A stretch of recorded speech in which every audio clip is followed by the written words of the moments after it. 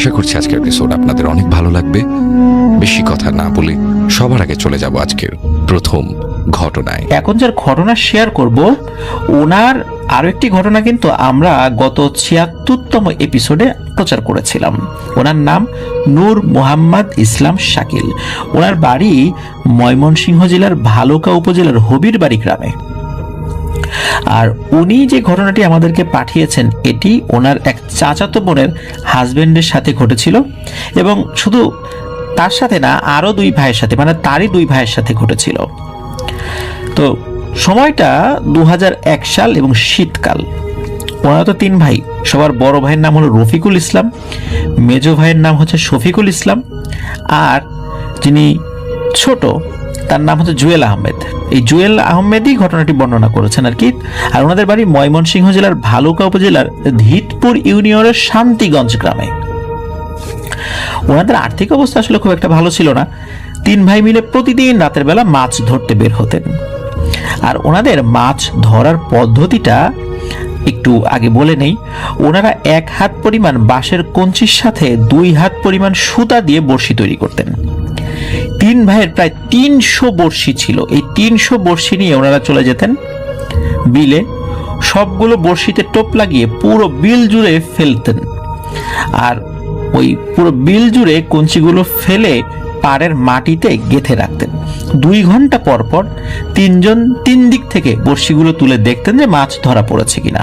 কয়েকটি ধরা পড়তো, আবার কয়েকটিতে টোপ খেয়ে চলে যেত মাছ।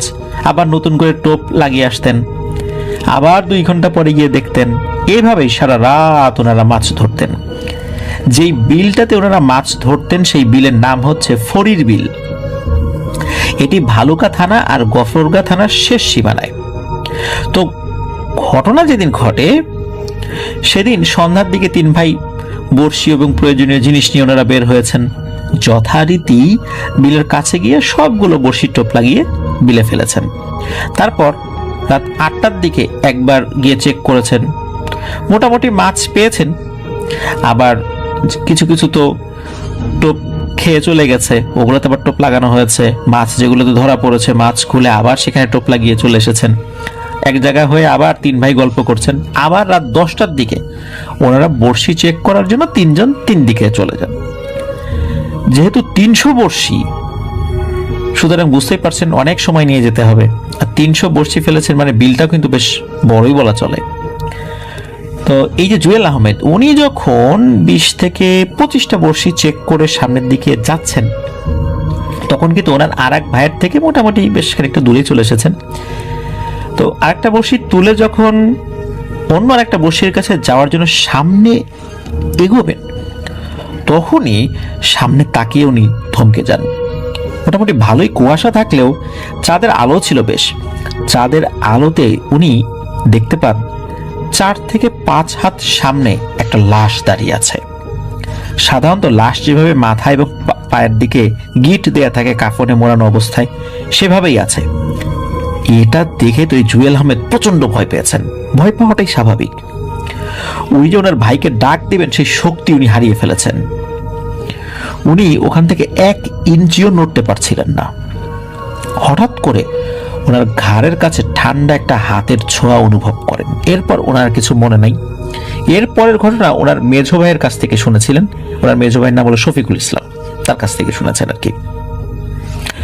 তো ওনার যে মেজো ভাই শফিকুল ইসলাম, উনি আবার ওনার থেকে আরেকটু দূরে চলে গিয়েছেন আর কি, ওই যে বড়শিগুলো দেখার জন্য।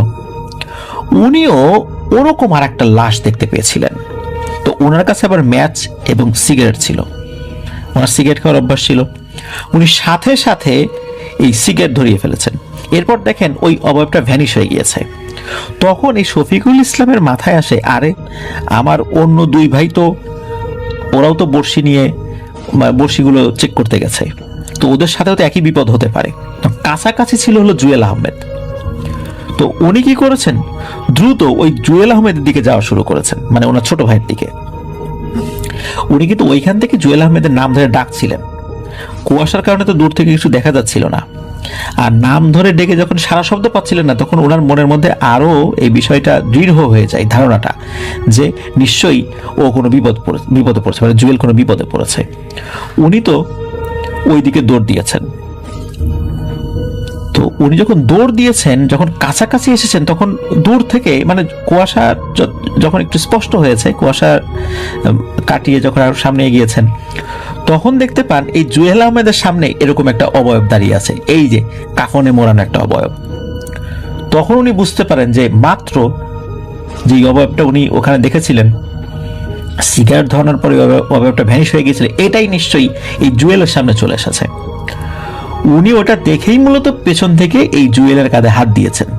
আর এই যে জুয়েল, উনি তো ভয় পেয়ে ওখানে সেন্সলেস হয়ে গেছেন। তখন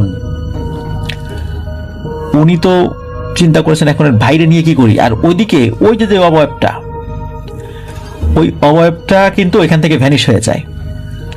তখন মোটামুটি মিনিট খানেকের মধ্যে ওনার বড় ভাইও দৌড়াতে এসেছেন। বড় ভাই যখন দৌড়াতে এসেছেন, তখন শফিকুল ইসলাম বুঝতে পেরেছে নিশ্চয়ই এই একই ঘটনা এই বড় ভাইয়ের সাথেও ঘটেছে, মানে একই ঘটনা তিনজনের সাথে ঘটেছে। এখন কি করা যাবে, ঘটনা তো ঘটে গেছে, এখন বসে এখানে থাক। এই যে জুয়েল ভাই যিনি, উনি তো অজ্ঞান হয়ে গেছেন, ওকে তো বাড়িতে নিয়ে যেতে হবে। ওনারা দুজনে তাকে উঁচু করে, এক ভাই ওই জুয়েল আহমেদের একটা হাত ওনার কাঁধে নিয়েছেন, আর এক ভাই আর একটা হাত ওনার কাঁধে নিয়েছেন, এইভাবে আস্তে আস্তে তাকে বাড়ির দিকে নিয়ে যাচ্ছেন। তখন মোটামুটি বাড়ি থেকে আধা কিলোমিটার দূরে আছেন। হঠাৎ করে একটা কান্নার আওয়াজ শুনতে পান ওনারা দুজন। আর জুয়েল আহমেদের তো সেন্স নাই, উনি তো অজ্ঞান হয়ে আছেন। তখন এই দুই ভাই হঠাৎ করে কুয়াশার আড়ালে সাদা কিছু দেখতে পান। চোখের সামনে থেকে যখন কুয়াশা কিছুটা সরে যায়, তখন দেখতে পান ওই যে ওই লাশটা সামনে দাঁড়িয়ে আছে। এইবার সেটা কথা বলে ওঠে এবং বলে, কিরে, পালিয়ে কোথায় যাবি? রোজ রোজ তোরা তিন ভাই এসে ডিস্টার্ব করিস, তোদেরকে কিছু বলি না, আজকে তোদেরকে উচিত শিক্ষা দেব। এই বলে ওই অবয়বটা আস্তে আস্তে শূন্যে উঠতে থাকে এবং হাওয়ায় ভাসতে ভাসতে এই যে বড় ভাই যিনি রফিকুল ইসলাম, ওনার গলা চেপে ধরে। আর গলা যখন চেপে ধরেছে, তখন এই যে যিনি জুয়েল আহমেদ, উনি মাটিতে পড়ে গেছে, কিন্তু অজ্ঞান অবস্থায় ছিলেন। আর উনি তো দুই ভাইয়ের উপর ভর করে দাঁড়িয়েছিলেন, ওনার তো সেন্স নাই, উনি তো মাটিতে পড়ে গেছেন। আর এই যে আর একটা ভাই, মেজো ভাই, উনি দেখেছেন যে তার ভাই বিপদে পড়েছে, কিসের কি ভূত প্রেত জিন, ভাইকে বাঁচাতে হবে। উনি গিয়ে ওই অবয়বটার উপর ঝাঁপিয়ে পড়েছে। যখন ঝাঁপিয়ে পড়েছে, তখন মনে হলো ওটা একটা বাতাসের মতো, ওটা আসলে ওরকম কোনো মানে সলিড কোনো জিনিস না, বা নিরেট কোনো জিনিস না, বাতাসের মতো। এখন এই দুই ভাইয়ের সাথে ওই অবয়বের ধস্তাধস্তি শুরু হয়ে যায়। মোটামুটি মিনিট 10 মতো ধস্তাধস্তি হয়েছে। এরপর ওই অবয়বটা বলে, শোন, আজকের মতো ছেড়ে দিয়ে যাচ্ছি, কোনো ক্ষতি করলাম না, কিন্তু কথাটা মনে রাখিস, এভাবে প্রতিদিন বিরক্ত করতে আসবি না, এরপরে ধরলে কিন্তু সবগুলোকে মেরে ফেলবো। আজকের মতো শুধু ভয় দেখিয়ে চলে গেলাম। এরপরে ওই অবয়বটা অদৃশ্য হয়ে যায়। তো তখন ওই বড় ভাই, উনি তো প্রচন্ড ভয়, পেছনের গলা চেপে ধরেছে। যাই হোক, ভয় পেলে এখন বাড়িতে তো আসতে হবে। আবারও ওনাদের ছোট ভাই যে জুয়েল আহমেদ, ওনাকে ধরে বাড়িতে নিয়ে আসা হয়। নিয়ে আসার পর সকালবেলা জুয়েল আহমেদ সুস্থ, তারপর মেজো ভাই যিনি শফিকুল ইসলাম, ওনারও কোনো সমস্যা হয় না, কিন্তু যে বড় ভাই যিনি, উনি প্রচন্ড অসুস্থ হয়ে যান। উনি একদম শুকিয়ে যেতে থাকেন, জ্বর আর ভালো হয় না। এই কয়েকদিনের মধ্যে বেশ হুজুর কবিরাজ দেখানো হলো, কোনো কাজে আসে না। এইভাবে 10 দিন, 11 দিন, 12তম দিনে হঠাৎ করে নাকি বাড়িতে এক পাগল আসে, মানে উস্কো খুস্কো অবস্থা, পুরো দুস্তুর পাগল। এসে ওনার আম্মার কাছে বলে, কিরে, তোর বড় ছেলেকে কেউ সুস্থ করতে পারে নাই নাকি? এই কথা শুনে ওনার আম্মা তো অবাক, পাগল কিভাবে জানলো? আর চিন্তা করেন যে গ্রামের কারো কাছে কইতে শুনেছে এই পাগলটা। তখন পাগল বলে, এই কয়েকটা মুরগির বাচ্চা দে, তোর ছেলেকে সুস্থ করে দেবো ইনশাল্লাহ। তো ওনার আম্মা ভেবেছে কত বড় বড় হুজুর কবিরাজ ভালো করতে পারলো না, করতে এখন পাগল আসছে, সে নাকি ভালো করবে। কিন্তু নিজের ছেলের ভালো করার জন্য অনেক টাকা পয়সা তো ইতিমধ্যে এই কয়েকদিনে খরচ করে ফেলেছে, কয়েকটি মুরগির বাচ্চা গেলে যাক না। তখন ওনার আম্মা বলে, আচ্ছা আপনি ভালো করতে পারলে আপনাকে 4টা মুরগির বাচ্চা দেবো। তারপর পাগল ঝাড়ফুঁক শুরু করে দেন ওনার বড় ভাই এই রফিকুল ইসলামকে। তারপর এক গ্লাস পানি আনতে বলেন, সেগুলো পরে ফু দিয়ে বলেন এবং বলে দেন যে 3 দিন এগুলো দিয়ে গোসল করাবে, ইনশাল্লাহ ঠিক হয়ে যাবে। এরপর ওই পাগল মুরগির বাচ্চা নিয়ে চলে যায়। সত্যি আস্তে আস্তে ওনার বড় ভাই ধীরে ধীরে সুস্থ হয়ে ওঠেন। এরপর থেকে 3 ভাইয়ের আল্লাহর রহমতে কোনো অসুবিধা হয়নি। এই 3 জনই এখন পর্যন্ত জীবিত আছেন, আলহামদুলিল্লাহ ভালো আছেন। এটাই আমাদেরকে জানিয়েছেন নূর মোহাম্মদ ইসলাম শাকিল ভাই। আর ওই যে পাগল কোত্থেকে এসেছিলেন, বিভিন্ন ঘটনা আমরা এরকম পাই, যখন কোনোভাবে সুস্থ হয় না, অনেক সময় কোনো হুজুর আসেন, ফকির আসেন, পাগল আসেন, এটা হয়তো আল্লাহই পাঠান। ওনারা মানুষও হতে পারেন, জিনও হতে পারেন, তো এটা বিভিন্ন কিছুই হতে পারে। এরকম অনেক ঘটনা আমি দেখেছি যে, এবং এগুলো সত্য ঘটনা, যে হঠাৎ করে এরকম চলে আসে, এটা আল্লাহ তাআলাই পাঠাই দেন। আমার কাছে মনে হয় আল্লাহ তাআলা হয়তো বা কোনো ফেরেশতাই পাঠান, বা কোনো ভালো জিনই, মানে কোনো জিন আসতে পারে এই বিষয়টা সমাধান করার জন্য। কারণ অনেক ভালো জিন তো আমাদের বাড়ির আশেপাশে থাকে, যখন তারা দেখে যে কোনোভাবেই সুস্থ হচ্ছে না, তাদের মনে আল্লাহ দয়া সৃষ্টি করে দেন, তারাও এসে অনেক সময় এরকম ছাড়ফুঁক করে, কারণ ওরা তো এই ট্রিটমেন্টগুলো ভালো জানে আমাদের থেকে, এরকমও হতে পারে। এগুলো অনেক সময়ই হয়। আল্লাহর কাছে বেশি বেশি করে দোয়া করতে হবে, আল্লাহর উপর ভরসা রাখতে হবে। ইনশাল্লাহ আল্লাহ তাআলা আমাদেরকে বিপদে ফেলেন বলতে আল্লাহর ইচ্ছাই সবকিছু হয়, আমাদের তকদিরের ভালো মন্দ সবকিছু আল্লাহর ইচ্ছাতেই হয়। আর যদি আমাদেরকে কেউ কোনো ক্ষতি করেও থাকে, আল্লাহ ইচ্ছা করেছেন বলেই তিনি ক্ষতি করতে পেরেছেন। আল্লাহ যখন আর ইচ্ছা করবেন না, এই ক্ষতির প্রভাবটাও ইনশাল্লাহ থাকবে না। এই জন্য বেশি বেশি করে আল্লাহর কাছে দোয়া করতে হবে। আর কেউ জাদুগ্রস্ত হলে অবশ্যই রুকিয়া করতে হবে, কিন্তু রুকিয়া করতে গিয়ে এবং জাদু থেকে মুক্ত হওয়ার জন্য আমরা এমন কিছু শিরকের মধ্যে লিপ্ত হয়ে যাই যেটা আসলে আমাদের পরকালকে ধ্বংস করে দেয়। এই জন্য এই বিষয়টাও যেন আমরা মাথায় রাখি, প্রিয় লিসেনার্স। আশা করছি ঘটনাটি আপনাদের ভালো লেগেছে।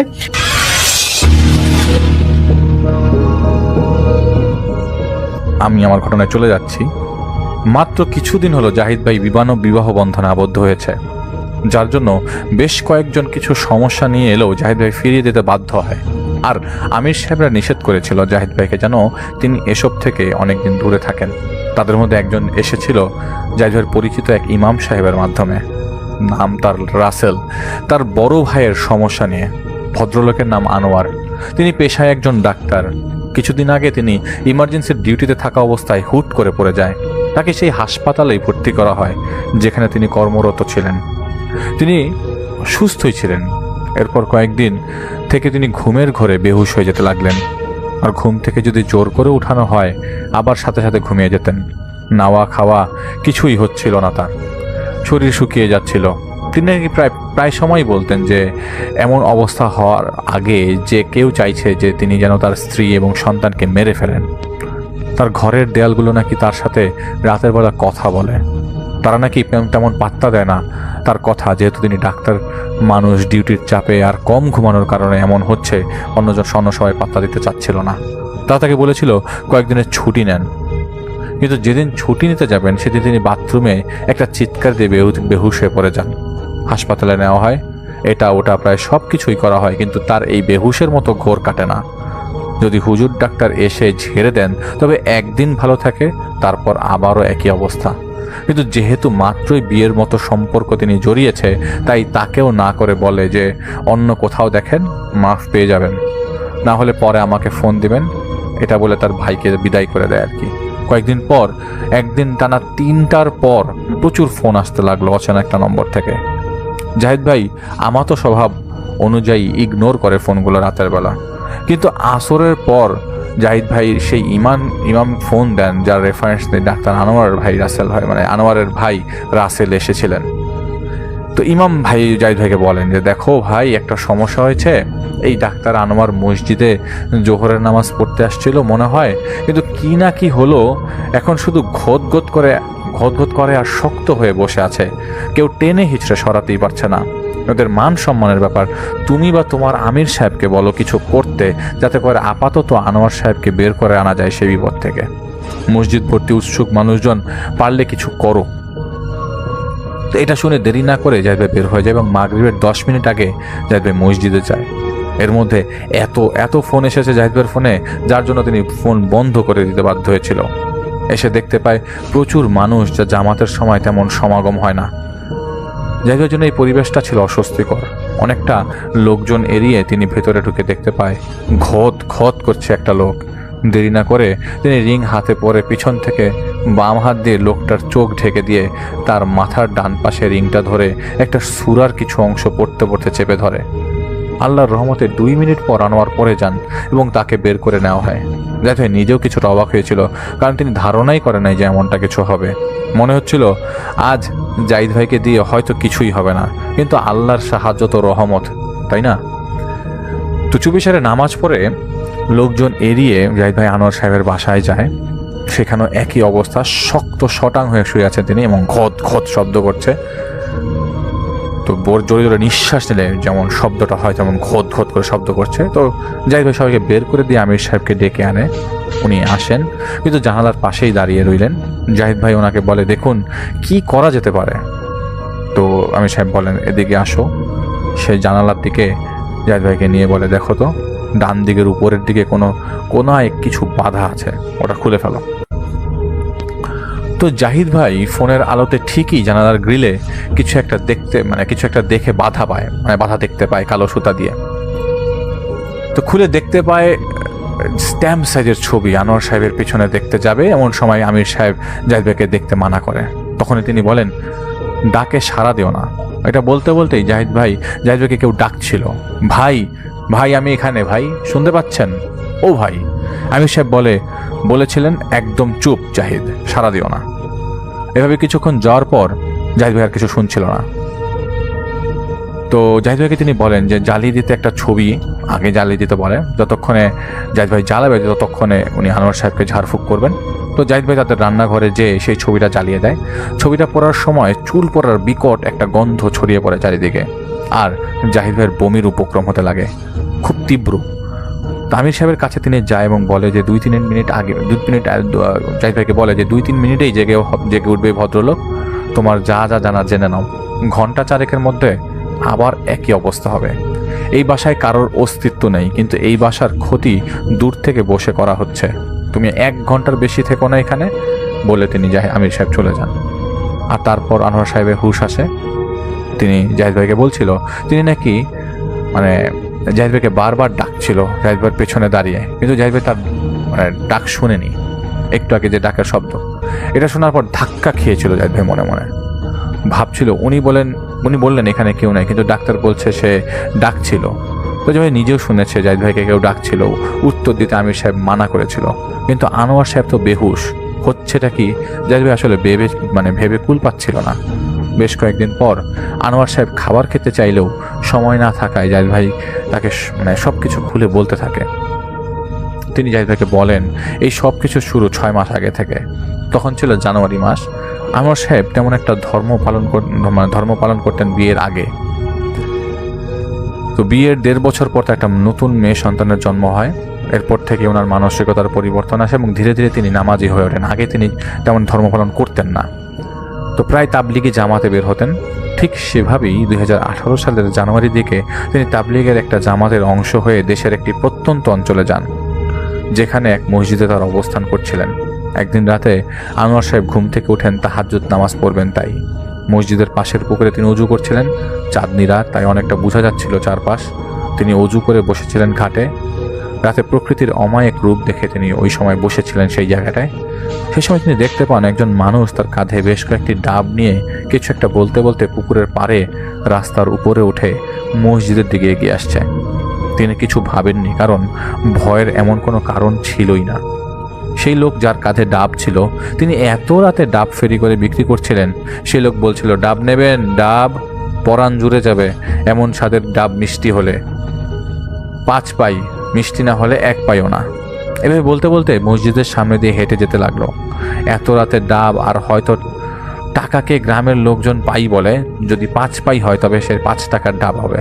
এমনটা ভেবে তিনি সেই ডাব ফেরিওয়ালাকে পেছন থেকে ডাক দেয়। সেই ফেরিওয়ালা ডাক শুনে দাঁড়িয়ে যায় এবং তার দিকে ফিরে আসে। তার মুখে যেন হাসির চমক বের হচ্ছিল। আনোয়ার সাহেব বলে যে আমাকে সবগুলা ডাব দিয়ে দেন, আমার আরও সাথী আছে মসজিদে, তাদের জন্য লাগবে। সেই লোককে এই কথা বলতে বলতে একটা ডাব সে কেটে দেয় আনোয়ারকে খাওয়ার জন্য। আনোয়ার সাহেব ডাব হাতে নেন এবং তিনি সেই ডাবে মুখ লাগিয়ে খেতে লাগলেন। যেভাবে খেতে গেলে আমরা মাথা একটু উঁচু করে বাঁকা করতে হয়, ঠিক সেভাবে। আর সেই ফেরিওয়ালা অন্য ডাবগুলো কাটছিল। ডাবের পানির স্বাদ এতটা বিশ্রী আর উটকো লাগলো তার কাছে, যার দরুন তার পেট মুখ গোলাতে লাগলো। তাই তিনি তার মুখ থেকে সেই পানি ফেলে দেন। বিরক্ত হয়ে সেই ডাব হাতে নিয়ে তিনি তাকাতেই তিনি দেখতে পান সেই ফেরিওয়ালা নাই, গায়েব। এদিক ওদিক তাকাচ্ছিলেন তিনি, তখনই তার হাতের ডাবটা নড়ে উঠল। তাকাতেই তিনি দেখতে পায় সেটা ডাব ছিল না, সেটা ছিল একটা পচা গলা মানুষের মাথা, যার মধ্যে পোকা কিলবিল করছে। তিনি থতমত খান এবং সেই মাথাটা ফেলে দিয়ে দৌড় দিয়ে মসজিদে ঢুকে তার সাথীদের ডেকে তোলেন, সব বলেন। তাদের মধ্যে সিনিয়র যিনি ছিলেন তিনি বললেন, হয়তো কোনো জিন তোমাকে ভয় দেখিয়েছে। কিন্তু আনোয়ার সাহেবের জোরাজুরির কারণে তারা সেই পুকুর ঘাটে যান, কিন্তু সেখানে কিছুই ছিল না। সেই সিনিয়র ব্যক্তি বললেন, হয়তো তুমি বের হতে কেউ বিরক্ত হয়ে ভয় দেখিয়েছে তোমাকে, এরপর একা একা বের হবে না, এটা বলে তাকে শান্ত করেন তারা। এরপর থেকে প্রায় রাতে আনোয়ার সাহেব স্বপ্নে দেখতেন একটা কাটা মাথা তিনি হাতে নিয়ে বসে আছেন, আর সেই মাথাটা তাকে বলছে, আয় আমাকে খেয়ে ফেল, নইলে তোকে আমি খেয়ে ফেলবো। এটা বলেই সেই পচা গলা কাটা মাথা আনোয়ার সাহেবের মুখে পোকামাকড় মিশ্রিত রক্ত বমি ছুঁড়ে মারত। আর এই দেখেই রোজ রাতে তার ঘুম ভাঙত। ঘুম ভাঙলে তিনি শুনতে পেতেন সেভাবেই মসজিদের বাইরে কেউ বলছে, ডাব নিবেন?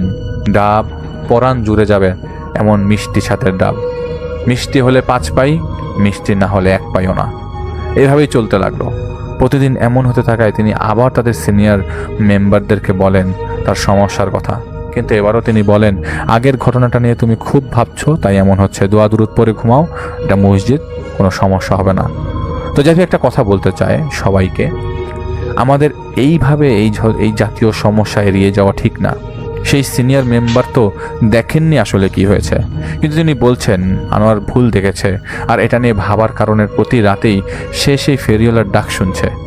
এটা স্টুপিডিটি ছাড়া আর কিছুই না। ক্যান্সার রোগটার সৃষ্টি হয় অতি সূক্ষ্ম ক্যান্সার কোষ থেকে। এভাবে আতঙ্কের মধ্যে সেই এলাকায় তিনি 40 দিন থেকে ঢাকায় ফিরে এসে কর্মস্থলে যোগ দেন। ঢাকায় আসার পর তেমন কিছু কয়েকদিন হয় নাই। একদিন আনোয়ার সাহেব ঘুমের মধ্যে দেখতে পান তিনি একটা সাগরের পাড়ে দাঁড়িয়ে আছেন। চারপাশে মৃত কয়েকজন লোকের লাশ পড়ে আছে, যা পচে গলে যাচ্ছে। সাগরের পাড়ে 1 হাঁটু পানিতে একজন লোক দাঁড়িয়ে একটা ভাঙ্গা ডিঙ্গি মেরামত করছে। এরপর সেই লোক বেশ কিছু মৃত মানুষকে নিয়ে টেনে নিয়ে ডিঙ্গির মধ্যে তাদের বাঁধছে। সেই মৃত মানুষগুলো শরীরের কাপড় দিয়ে তাদেরকে বাঁধছে। টানাটানি করার সময় কোনো কোনো লাশের হাত পা পর্যন্ত ছিঁড়ে যাচ্ছিল, এতটাই পচে গিয়েছিল সেই লাশগুলো। সেই লোকটা যখন ডিঙ্গিতে উঠতে যাবে সেই মুহূর্তে আনোয়ার সাহেবের সাথে সেই লোকটার চোখাচোখি হয়। তখন সেই লোকটি ধাওয়া করে আনোয়ার সাহেবকে ধরে ফেলে মাটিতে ফেলে দেয়। তার বুক বসে এলো পাতারি ঘুষি মারতে থাকে এবং কি যেন বলতে থাকে। এটা দেখেই তার ঘুম ভেঙে যায়। তিনি বসে পড়েন এবং তিনি তার গলা, বুকে, গালে খুব ব্যথা অনুভব করতে লাগলেন। যেমনটা এই মাত্র স্বপ্নে দেখেছিলেন সেভাবেই তিনি কিছু না ভেবে ওয়াশরুমে যান। অজু করছিলেন বেসিনে, কিন্তু টের পাচ্ছিলেন বেসিনের আয়নায় তার রিফ্লেকশনটা ঠায় দাঁড়িয়ে আছে। তিনি দেখলেন বেসিনের আয়নার দিকে, দেখতে পেলেন আয়নার মধ্যে আনোয়ার সাহেব। আর বাস্তবে আনোয়ার সাহেবের লোক, এক লোক না। আয়না যাকে দেখছিলেন তিনি, তার শরীর ময়লা, মিটিমিটি হাসছে তার দিকে তাকিয়ে। হঠাৎ আনোয়ার সাহেবের মনে হতে লাগলো কোমর বেয়ে কিছু একটা তার শরীরের উপর দিকে উঠে আসছে। আর তিনি আয়নায় দেখলেন একটা হলুদ সাপ আয়নার মধ্যে থাকা আনোয়ারের গলার ডান দিক দিয়ে বেরিয়ে তার গলা পেঁচিয়ে ধরে ফেলেছে। কিন্তু বাস্তবে আনোয়ার সাহেব শুধু এইটুকুই টের পেলেন যে কিছু একটা তার শরীরে এদিক ওদিক বেয়ে ঘুরছে। তিনি অজু শেষ করতে পারেননি। ওয়াশরুম থেকে বের হয়ে তিনি তার স্ত্রীকে ডাকতে যেয়ে দেখলেন তার স্ত্রী রুমে নেই, আর রান্নাঘরে টুকটাক শব্দ হচ্ছে। তিনি রান্নাঘরে যান, কিন্তু লক্ষ্য করেন রান্নাঘরের লাইট বন্ধ। ঠিক তখনই তিনি বুঝতে পারলেন তার মাথার উপরে কালো একটা চাদর সিলিংয়ের সাথে লেপ্টে আছে। এবার তিনি চরম ভয় পেয়ে যান। তার স্ত্রীকে ডাকতে যাবেন, ঠিক সেই মুহূর্তে সেই চাদরটা তার উপরে পরে তাকে জড়িয়ে ফেলে। তিনি চেঁচামেচি করছিলেন, আর তার কথা অনুযায়ী সেই চাদর তার মুখের মধ্যে চলে যেতে চাইছিল। ধস্তাধস্তির এক পর্যায়ে সেই সময় তিনি চাদরের ভেতরে অন্ধকার দেখতে পান এক জোড়া হাত। তিনি সেই হাত দেখে ভয়ের চোটে সেই হাতের দিকে লাথি মারতে থাকেন। আর তখনই সেই চাদরটা কেউ টেনে সরিয়ে দেয়। তিনি দেখতে পান তার স্ত্রী ফ্লোরে বসে আছে হাত ধরে, আর তার ছোট ভাই দাঁড়িয়ে আছে হাতে জায়নামাজ ধরে। তাদের ভাষ্য অনুযায়ী আনোয়ার সাহেবের চেঁচামেচির কারণে আগে তার স্ত্রী ডাইনিং রুমে এসে দেখতে পায় জায়নামাজ দিয়ে নিজের মাথা নিজে ঢেকে রেখে নিজের সাথে নিজে ধস্তাধস্তি করছিলেন। তা দেখে তার স্ত্রী হাত দিয়ে জায়নামাজ সরাতে গেলে তিনি লাথি মারেন, আর ততক্ষণে তার ছোট ভাই এসে এক টানে জায়নামাজ সরিয়ে ফেলেন। এই ঘটনা শুনে আনোয়ার সাহেব আশ্চর্য হয়ে যান। তিনি চেপে যান তার সাথে কি কি হচ্ছিল তার সবার সামনে। সবাইকে তিনি এটা বলেন যে জায়নামাজ নিয়ে পানি খেতে এসে পড়ে গিয়ে জায়নামাজ সাথে জড়িয়ে গিয়েছিল, তার দম আটকে যাচ্ছিল তাই এমন করছিলেন বলে তিনি একটা বাহানা দেন। রাত পার হওয়ার পর তিনি তার এক পরিচিত সিনিয়র জামাতের সঙ্গীকে এইসব কথা বলেন।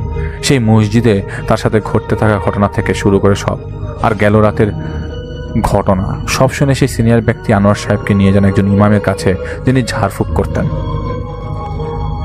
সেই ইমাম সাহেবের সামনে বসার পর ইমাম সাহেব বলেন, দেখুন আপনাদের সাথে সাথে একটা খারাপ বাতাস এখানে এসেছে। আমি প্রথমে ভেবেছিলাম হয়তো গুরুতর সমস্যা নয়, কিন্তু এখন মনে হচ্ছে কঠিন সমস্যা। আনোয়ার সাহেব বলেন, আপনি তো জানেন না কি সমস্যা নিয়ে এসেছি।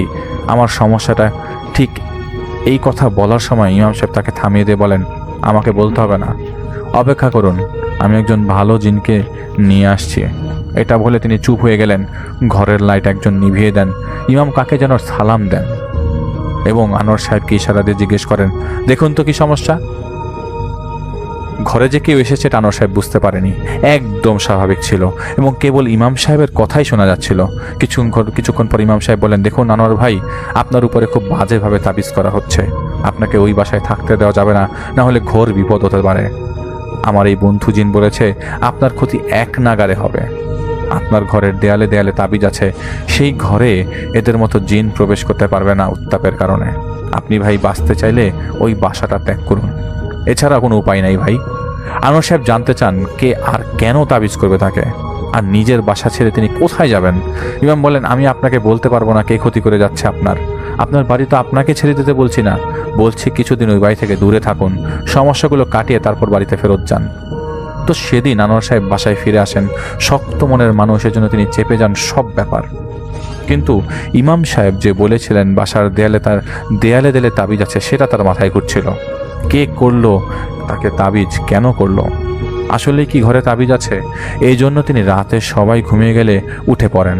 তিনি সূরা ফালাক নাস পড়ছিলেন, এই জন্য যেন এর উসিলায় আল্লাহ যেন তাকে একটু সাহায্য করেন সেই বাজে জিনিসপত্র যদি থেকে থাকে তবে তা খুঁজে পেতে। ঠিক তখন তিনি তার বিছানার মাথার দিকের দেয়ালে ঠক ঠক শব্দ শুনতে পান। যেমনটা ফাঁপা দেয়ালে আঙুল দিয়ে টোকা দিলে শব্দ হবে, তেমন তিনি সেই দেয়ালে টোকা দিতে লাগলেন। এর কারণে তার স্ত্রী ঘুম ভেঙে যায়। তিনি তার স্ত্রীকে একটা বাহানা দিয়ে ওয়াশরুমে চলে যান। সেই আয়নার দিকে তাকান। সেই আয়নাতে গত রাতে তিনি দেখিয়েছিলেন তার প্রতিবিম্বকে ঠায় দাঁড়িয়ে থাকতে, যার গলায় সাপ জড়িয়েছিল। তিনি তাকিয়ে থাকতে থাকতে তার প্রচণ্ডভাবে ঘুম পেয়ে বসে এবং সেই ওয়াশরুমের সামনে তিনি ঘুমিয়ে যান। সকালে তার স্ত্রী তাকে ঘুম থেকে ডেকে তোলে। ওয়াশরুমের দেয়ালে ঠেস দিয়ে তিনি বসে ঘুমাচ্ছিলেন। তিনি বের হয়ে যেয়ে ঘুমিয়ে পড়েন। এদিকে তার স্ত্রী তার শ্বশুর শাশুড়িকে যে বলেন যে, দেখুন তো আপনার ছেলে কেমন আচরণ করছে। একদিন আগে রাতে ডাইনিংয়ের ফ্লোরে জায়নামাজ নিয়ে পড়েছিল, আর আজ এখন ওয়াশরুমের সামনে ঘুমাচ্ছে। আর রাতের বেলা দেয়ালে কি যেন করছে, কোনো সমস্যা হলো কিনা একটা দেখুন। এটা শুনে তার শাশুড়ি উল্টা তাকে বকা দেন যে, তোমার স্বামীর সমস্যা হচ্ছে আর কোথায় তার তুমি আমাদের কাছে অভিযোগ দিচ্ছ ওর কথা না ভেবে। যাই হোক, পারিবারিক দোষারোপ আর কি। তারপর তারা এসে তাকে ডাকেন, কিন্তু তিনি ওঠেননি। বারবার বলছিলেন ঘুমাতে দাও আমাকে। সেদিন তিনি আর হাসপাতালে যাননি। প্রায় রাত 8টার দিকে তার ঘুম ভেঙে ওঠে। এই যে তার দ্রুত আচরণের পরিবর্তন, তার স্ত্রী মনের ভয় ঢুকতে লাগলো। তার স্ত্রী তাকে বলছিল যে, কি হয়েছে আপনার, এমন কেন করছেন, আমি কি কোনো অন্যায় করেছি নাকি? উত্তর আনোয়ার বলেন, না কিছু করোনি, আমার যেন কেমন লাগছে, মাথা হালকা লাগে, মনে হচ্ছে আমি মাটি থেকে উঁচুতে ভেসে ভেসে চলাফেরা করছি, কেমন যেন এলোমেলো লাগছে নিজেকে। এটুকু বলে তিনি এড়িয়ে যান বাকিটা। সেদিন সবাই ঘুমিয়ে যায় যে যার মতো, আর তিনি নিজেকে ব্যস্ত রেখেছিলেন ইবাদতে। তিনি সূরা কেরাত পড়ছিলেন বৈঠকে বসে। এমন সময় তিনি শুনতে পেলেন দেয়াল থেকে ফিসফিসানির মতো শব্দ, কারোর কথা ভেসে আসছে।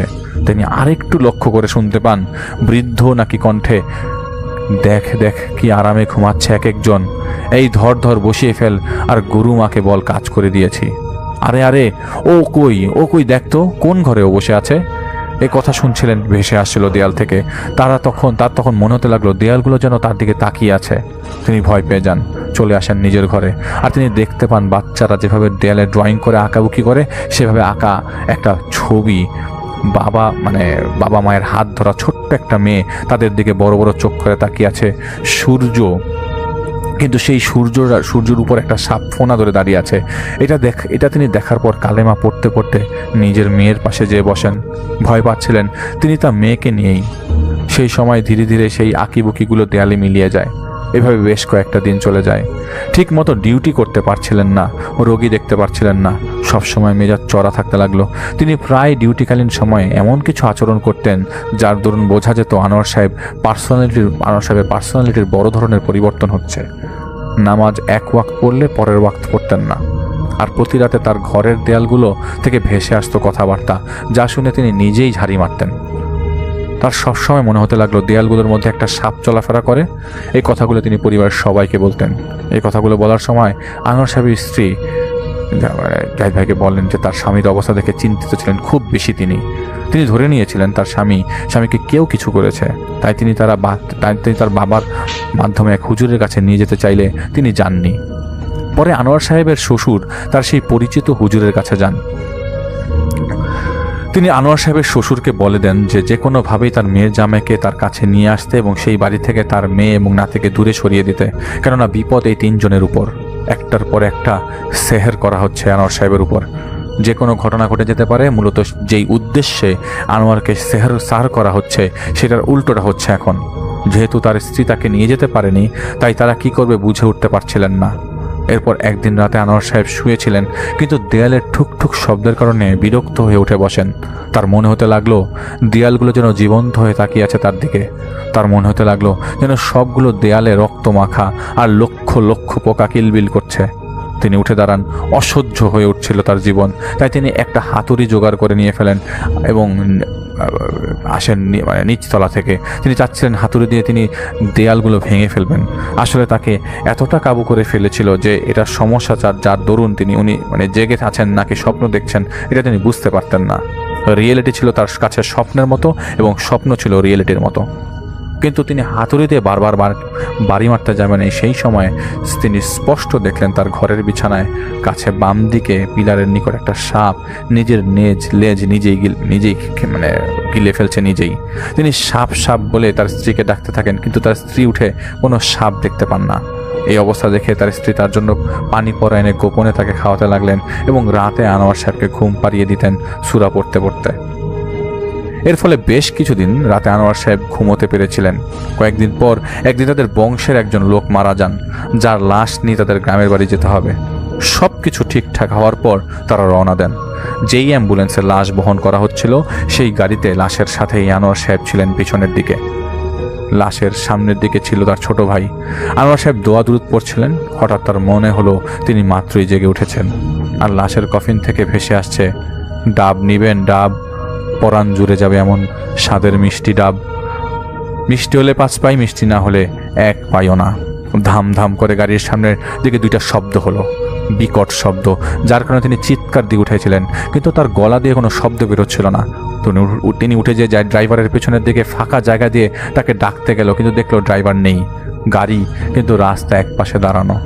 এবার সমানে কফিনের ভেতর থেকে ধুম ধুম করে শব্দ হতে লাগলো। আতঙ্ক তিনি পেছনে ফিরে দেখতে পান গাড়ির পেছনের দিকটা খোলা আর বেশ কয়েকটা বড় সাইজের কুকুর লোলুপ দৃষ্টিতে তাকিয়ে আছে কফিনের দিকে। তিনি উঠে যে পেছনে হুড নামিয়ে দেন।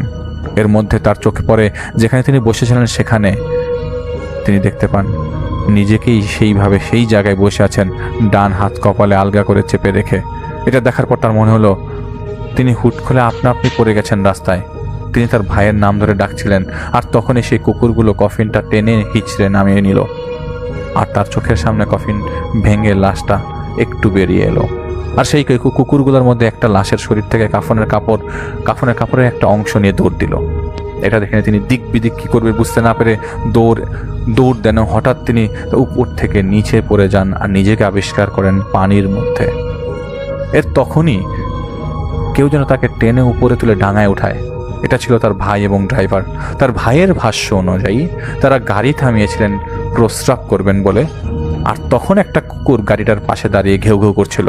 আর তখন নাকি গাড়ির হুড খুলে আনোয়ার সাহেব নাকি সেই কুকুরকে তাড়া করে এবং পাশের একটা খালে তিনি অন্ধকারে পড়ে যান। ততক্ষণে আনোয়ার সাহেবের পিছনে ছুটছিলেন তার ভাই আর ড্রাইভারের শাগরেদ। সেদিন সেই সময় থেকে আনোয়ার সাহেব কারোর সাথে সবার সাথে কথা বলা থামিয়ে দেন। খুব কম কথা বলতেন তিনি। এটার পেছনে মূল কারণ ছিল বাস্তব কোনটা অবাস্তব কোনটা সেটা তিনি বুঝতে পারছিলেন না। এজন্য তিনি চুপ হয়ে যান আর খাস দিলে ইবাদত করতে থাকেন সাহায্য চেয়ে। তিনি মসজিদে থাকলে নিরাপদ বোধ করতেন, কিন্তু বেশি সময় সেখানে থাকলে তার মনে হতো তো গলা যেন কি জানি চেপে ধরেছে। তার হাড় কাঁপুনি দিয়ে জ্বর আসতো তার মসজিদে ঢুকলে। এই কাঁপুনির কারণে তার নিজের উপর তিনি কন্ট্রোল রাখতে পারতেন না। ততদিনে তার স্ত্রী বুঝে গিয়েছিল তার স্বামীর অবস্থা খুব খারাপ, আর তার শ্বশুর নিজেও বেশ কয়েকজনের কাছে গিয়েছিল, যেহেতু সমাধান মিলছিল না। এর মধ্যে একদিন আনোয়ার সাহেব রীতিমতো একটা দড়ি কিনে এনে ডাইনিংয়ের সাথে ফ্যানের সাথে বাঁধতে শুরু করেন। তার বাবা তাকে জিজ্ঞেস করছেন, এই কী করছিস? তিনি উত্তর দেন, একটু ফাঁসিতে ঝুলে দেখতে চাই মানুষ কিভাবে মারা যায়। কিচ্ছু হবে না, তুমি ভেবো না। বলতে বলতে তিনি গলায় ফাঁসটা পরে ঝুলে যান। তার বাবা তাকে ধরে ফেলে। তার ডাকে অন্য সবাই এসে তাকে সাথে সাথে নামিয়ে ফেলেন। এই কাণ্ডটা হওয়ার পর তারা মনে করেন তিনি মানসিক ভারসাম্য হারিয়ে ফেলেছেন। ডাক্তার দেখানো হয়, কিন্তু আনোয়ার সাহেব নাকি প্রায় রাতে শুনতেন সেই ফাঁসির দড়ি তাকে ডাকছেন আনোয়ার আনোয়ার বলে। এরপর থেকে তিনি রীতিমতো ঘুমে আচ্ছন্ন হয়ে থাকতেন। নাওয়া খাওয়া কোনো কিছুই হতো না, শুধু ঘুম। তুলে দিলেও তিনি কিছুক্ষণ পর তিনি ঘুমিয়ে যেতেন। হাসপাতালে পরীক্ষা নিরীক্ষা করে বোঝা যাচ্ছিল না কি হয়েছে তার। তিনি যদি জেগে যেতেন তবে তিনি চাইতেন মসজিদে চলে যেতে। ঠিক এভাবেই আজ তিনি যখন নামাজ পড়তে যান তখন তিনি অনুভব করেন প্রচণ্ডভাবে কাঁপুনি দিচ্ছে তার শরীর এবং আচমকা তিনি দুর্বল হয়ে ঢলে পড়ে যান। এরপর তার ঘুম এখানেই জাহিদ ভাইয়ের সামনে ভাঙে। তো তিনি মনে করছিলেন আর সবার মতো তাকে জাহিদ ভাই মানসিক রোগী মনে করবে, কিন্তু তা মনে করার লোক জাহিদ ভাই না। এই জন্য তাকে জাহিদ ভাই বলে, আমাকে দেখান তো কোনো জায়গায় দেয়ালের ভেতরে আপনি এসব কিছু দেখেছেন। তখন তিনি জাহিদ ভাইকে নেমে যায় এবং দেখান কোন কোন জায়গায় কি কি দেখেছেন। সব কিছু দেখে জাহিদ ভাই তাকে আশ্বস্ত করে যে আপনি মানসিক রোগী না, কেউ তো কিছু করেছে অবশ্যই, আপনি একটু ধৈর্য ধরুন, আগামীকাল আমি আসবো আপনাকে দেখতে। এটা বলে জাহিদ ভাই চলে আসে এবং সেদিনের মতো যেহেতু আমির সাহেব বলে দিয়েছিল বের হয়ে যেতে 1 ঘন্টার মধ্যে, রাতে আমির সাহেব জাহিদ ভাইকে এসে বলেন, দেখো আগে বুঝো কি বলছি। তুমি যখন আমাকে ডেকেছিলে আমি কিন্তু প্রবেশ করতে পারিনি সেই বাসায়, সেটা তো দেখেছিলে তাই না? আমি নিজে ভালো করে দেখেছি কেউ কি সেই বাড়িতে এসে আনোয়ার সাহেবকে প্ররোচিত করছে কিনা, কিন্তু আমি যা দেখেছি তা আমি চিন্তা করতে পারিনি। এখনকার সময়েও এইভাবে কেউ সাহের করতে পারে? আনোয়ার এখনও টিকে আছে কারণ ওর মনের জোর অনেক বেশি, আর হয়তো ভালো কিছু কাজ করেছে যার জন্য আল্লাহ সবুর করার ক্ষমতা ওকে দিয়েছেন। যেটাই হোক, আজ তুমি ওর বাসায় যাবে, প্রতিটা দেয়ালে আয়নার সব জায়গায় ওকে নিয়ে যাবে। যেখানে যেখানে ও বলবে এখানে ও কিছু দেখছে, সেখানে যদি দেয়াল থাকে তুমি ভেঙে ফেলো, দেখো কি আছে, আর যদি কিছু পাও তা আমার কাছে দাও।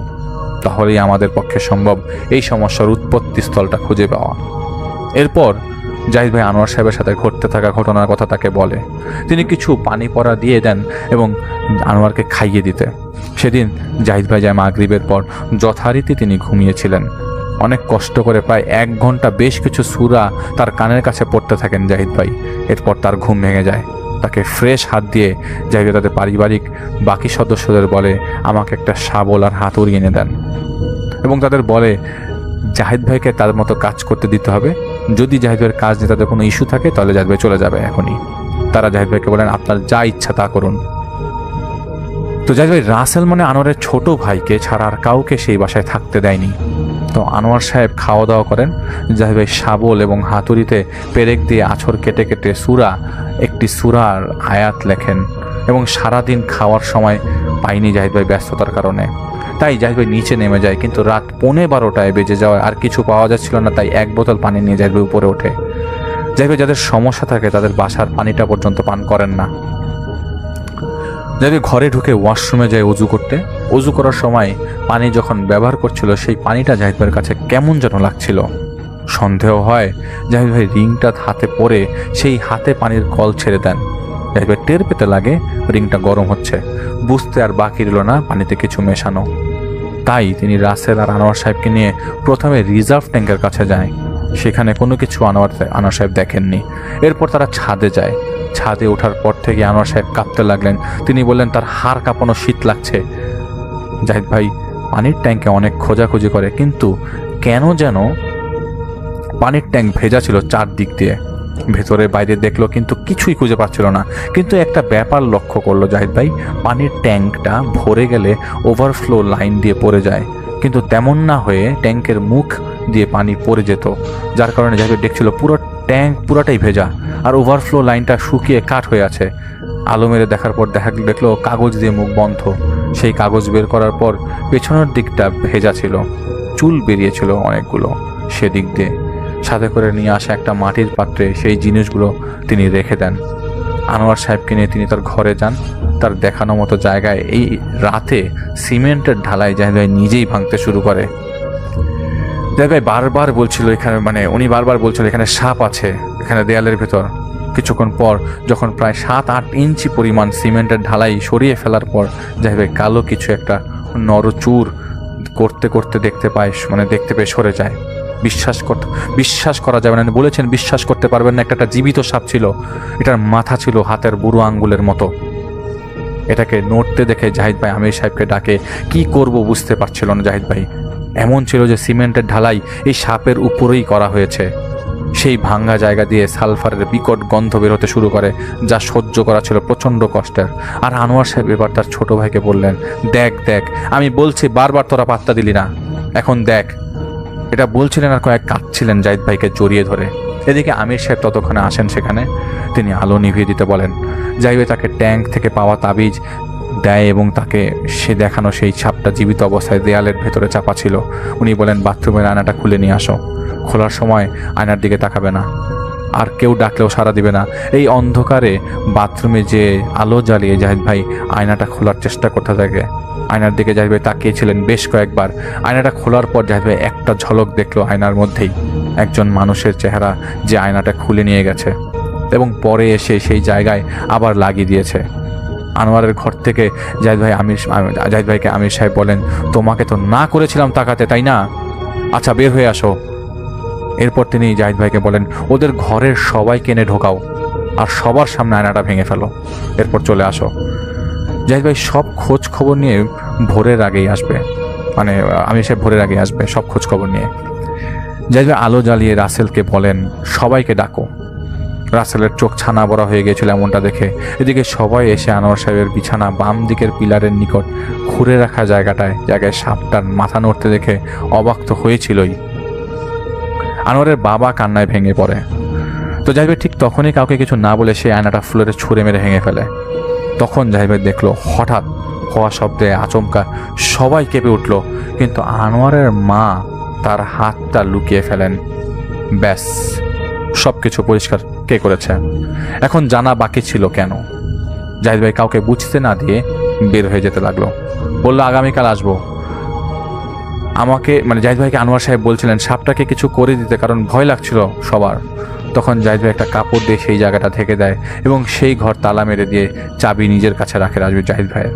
বলে যে কাজ শেষ হয়নি, সব কিছু শুরু মাত্র, অনেক কিছু খুঁজে পাওয়া বাকি, এটা বলে সেখান থেকে চলে আসে। ভোরে জাহিদ ভাইকে আমির সাহেব সব কিছু বলেন, কে, কেন, কখন, কোথায়, কিভাবে, সব কিছু, যা এখন জাহিদ ভাই বলবে না। জাহিদ ভাই চাই এই অংশটুকু মন দিয়ে শুনুন, প্রতিটা কথা, প্রতিটা শব্দ। আপনারা সবাই প্রস্তুত তো? সেদিন পরন্ত বিকেলের দিকে তাদের বাসায় জাহিদ ভাই যায়, কিন্তু তাদের বাসায় প্রবেশ না করে বাসার পাশে একটা পার্কিং গার্ডেনের সাইডে বসে রাসেলকে ফোন দিয়ে ডেকে আনে। সে এসে জাহিদ ভাইকে বলে ভেতরে আসুন, কিন্তু জাহিদ ভাই তাকে তার পাশে বসতে বলে। জাহিদ ভাই তাকে বলে, আমি যা জানি, যা বলবো তা কি হজম করার মতো শক্তি আছে তো আপনাদের? রাসেল বলেন, ভাই জীবনে কোনো দিন এমন কিছু দেখিনি, শুধু শুনেছি, আজ নিজ চোখে নিজেদের বাসায় দেখলাম। সত্যি এমন কিছু আছে তা আগে বুঝতাম না। যেটাই হোক, আপনি বলবেন যে জড়িত আছে তার নামটাও বলবেন, জানতে চাই কে আমাদের এত বড় সর্বনাশ করতে চেয়েছে।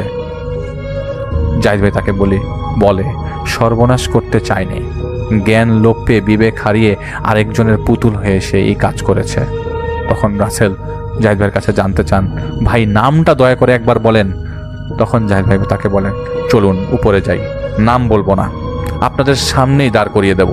এরপর তাদের ঘরে জাহিদ ভাই যায়, যেখানে আনোয়ার সাহেব, তার স্ত্রী এবং তার শ্বশুর শাশুড়ি, রাসেল আর আনোয়ারের মা বাবা ছিল। জাহিদ ভাই কথা বলতে শুরু করে 2 দিন আগে মসজিদে আনোয়ার ভাইকে জাহিদ ভাই দেখেছিল। তারপর জাহিদ ভাই এই বাসায় আসে।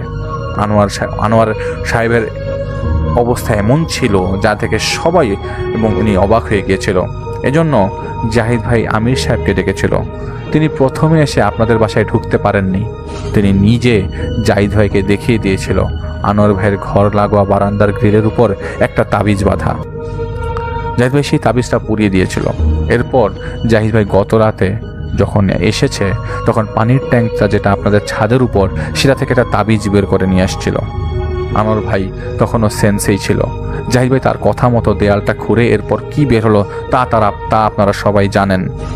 জাহিদ ভাই সেই সময় আমির সাহেবকে ডেকেছিল। তিনি এসে জাহিদ ভাইকে বলেছিলেন আনোয়ারের ঘরের বাথরুমের আয়নাটা খুলে ফেলতে। তিনি জাহিদ ভাইকে না করেছিলেন আয়নার দিকে তাকাতে। জাহিদ ভাই ঘাড়তেরা, তাই তিনি আয়নার দিকে তাকিয়েছিল, আর তিনি তার চেহারাটাই দেখেছে যে এই ক্ষতি করেছে। জাহিদ ভাই এক পলক দেখেছিল সেদিন ডাব কাঁধে নিয়ে যেই বদজিন জাদুর উৎপত্তি ঘটিয়েছিল তাকে কে পাঠিয়েছে। আমির সাহেব জাহিদ ভাইকে বলেছিলেন আয়না ভেঙে ফেলো, তখন জাহিদ ভাই ভেঙেছিল। রাতে তিনি জাহিদ ভাইকে রাতে তিনি জাহিদ ভাইকে অনেক কিছুই বলেছে যা জাহিদ ভাই এখন বলবে। তার মধ্যে তিনি এটাও বলেছিলেন এই ঘরে যে ব্যক্তি আছে সেই ব্যক্তি এখন আছেন যে এই জাদুগুলো করেছেন, তার হাতে একটা সুতা বাঁধা ছিল। আয়না ভেঙে ফেলার সময় সেই সুতা পড়ে গিয়েছিল নিজে নিজেই। সুতরাং আপনাদের হাত পরীক্ষা করলেও জানা যাবে কে করেছেন। কিন্তু জাহিদ ভাই তা করবে না। জাহিদ ভাই বলেন আমি শুরু থেকে বলবো কোথায়, কিভাবে, কখন, কেন, কাকে দিয়ে আপনি এই কাজগুলো করিয়ে দিয়েছেন। আমি সব কিছু বলার আগে বলে স্বীকার করে ফেলুন। জাহিদ ভাই তাকিয়ে দেখলো সবাই জাহিদ ভাইয়ের মুখের দিকে তাকিয়েছে আশ্চর্য হয়ে। জাহিদ ভাই বলে তবে ঠিক আছে, আনোয়ার বিয়ে করেছেন অনেক দিন হলো, কিন্তু আন্টি মানে আনোয়ারের মা বিয়ের আগে আপনি চেয়েছিলেন আপনার বোনের মেয়েকে বিয়ে করিয়ে ঘরে তুলে আনবেন, কিন্তু রাজি হয়নি আনোয়ার। এরপর আপনি প্রথমবার চিনি পড়া নিয়ে আসেন আনোয়ার সাহেবকে বসে এনে বিয়েতে রাজি করাতে, কিন্তু সফল হননি। এরপর তো এই মেয়ের সাথে বিয়ে হলো, সন্তান হলো, কিন্তু এতদিনে এই মেয়েটাকে আপনি গ্রহণ করে নিতে পারেননি। আপনার অন্তরে বিষ ঢোকানো হচ্ছিল এই মেয়ে আপনার ছেলেকে দিয়ে আলাদা হয়ে যাবে, সম্পত্তির ভাগ দিতে হবে, ভাই ভাইয়ে ঝগড়া লাগবে, এগুলো বলে আপনি আপনাকে খেপাচ্ছিল। যখন দেখলেন বিয়ের পর আনোয়ারের ভেতরে পরিবর্তন এসে, তখন আপনি ধারণা করলেন এই মেয়ে জাদু করে আপনার ছেলেকে কাবু করে রেখেছে। তারপর আপনার বোনের উস্কানিতে আর আপনার নিজের ক্ষোভ থেকে আপনারা গত বছরের ডিসেম্বরে একজন কবিরাজের কাছে যান। কেন আনোয়ারকে বশ করতে হবে?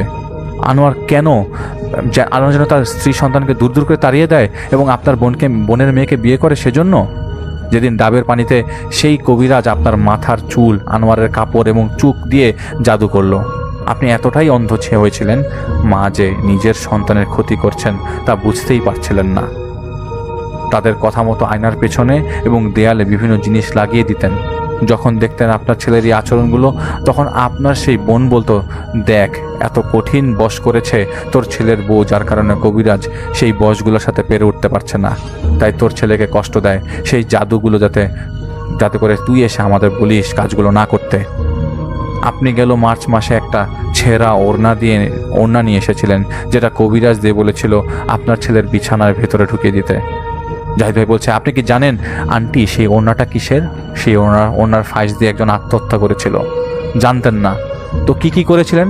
আরেকজনকে আপনি অন্ধ বিশ্বাস করে আপনার এই ছেলের গলায় ফাঁস দিয়ে মরত, আর 2-3 মাস পর তখন উকুল হারাতেন। আপনার ডান হাতে একটা সুতা পরে দিয়েছিল সেই কবিরাজ, গতকাল সেই সুতা পরে গিয়েছিল, তাই না? আপনার হাতটা দেখান। জাহিদ ভাইয়ের কথা শুনে রাসেল আগে উঠে যে তার মার ডান হাতের কবজি পরীক্ষা করে, ঠিকই দেখতে পায় তার হাতে গোল পরা দাগ। তিনি কান্নায় ভেঙে পড়েন। রাসেল প্রচণ্ড চিৎকার চেঁচামেচি করছিল ওনার মায়ের উপর। আনোয়ার ঠায় তাকিয়ে রইল তার মায়ের দিকে। আন্দাজ করুন কেমন পরিবেশ। অনেক কিছুই হলো।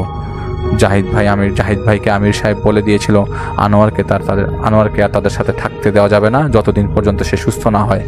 তাই তাকে জাহিদ ভাই তার শ্বশুর ভাই চলে যেতে বলে। পরে আনোয়ার সাহেবের ঘরের দেয়াল ভেঙে বেশ কিছু তাবিজ এবং সেই সাপটাকে বের করে ফেলেন জাহিদ ভাই।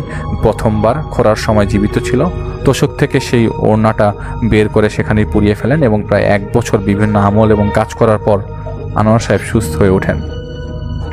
জাহিদ ভাই গতকাল বলেছিলেন কাঁটা ফুটলে কি সেই কাঁটা আপনা আপনি সেরে যাবে নাকি সেই কাঁটা তুলে ফেলতে হবে।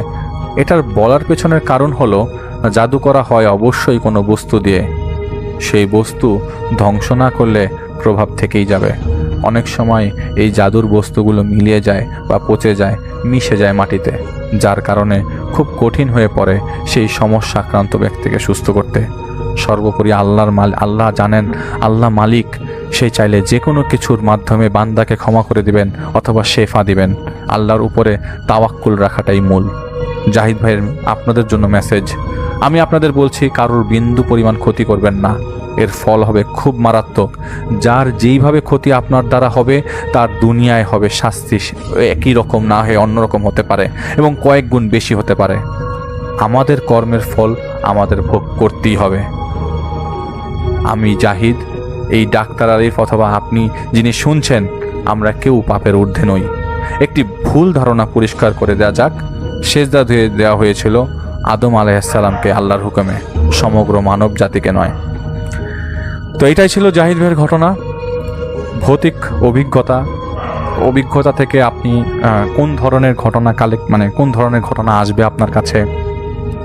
যারা শুনছেন হয়তো পাজেলড হয়ে গেছেন, হয়তো যারা শোনার পরে বলছেন এত বড় ঘটনা কেন আপনারা বলেন, এত বড় ঘটনা শুনতে ভালো লাগে না।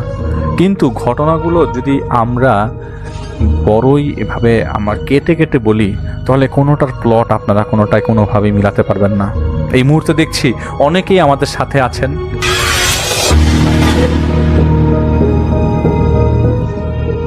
হ্যালো, আসসালামু আলাইকুম রাসেল ভাই। আজকে একটা নতুন ঘটনা নিয়ে আপনাদের মাঝে হাজির হয়েছি। এটি একটি সত্যি ঘটনা এবং আপনাদের এই ঘটনাটি শুনলে গায়ের লোম দাঁড়িয়ে যাবে, এরকম একটি ভয়ঙ্কর লেভেলের ঘটনা।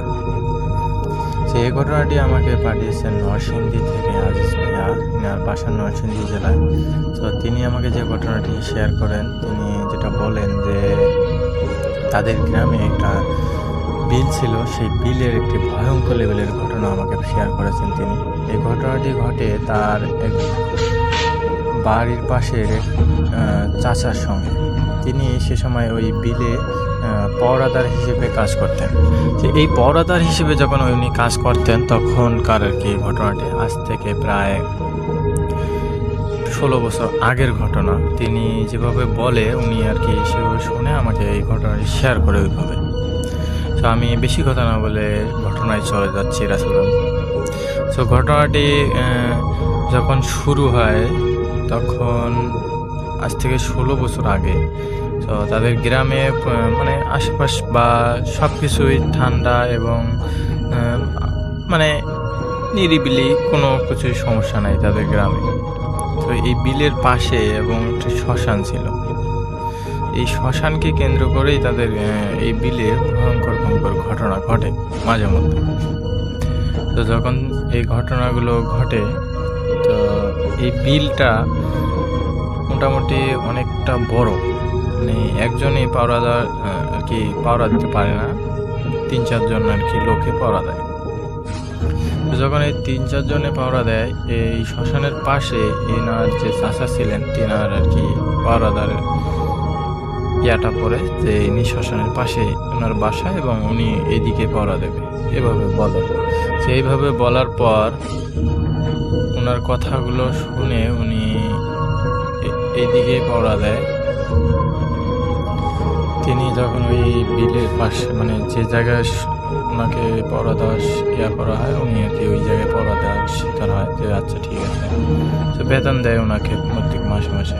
তো উনি আবার দুই মাস ওইখানে চাকরি করতে চায়, 2 মাস যাবত।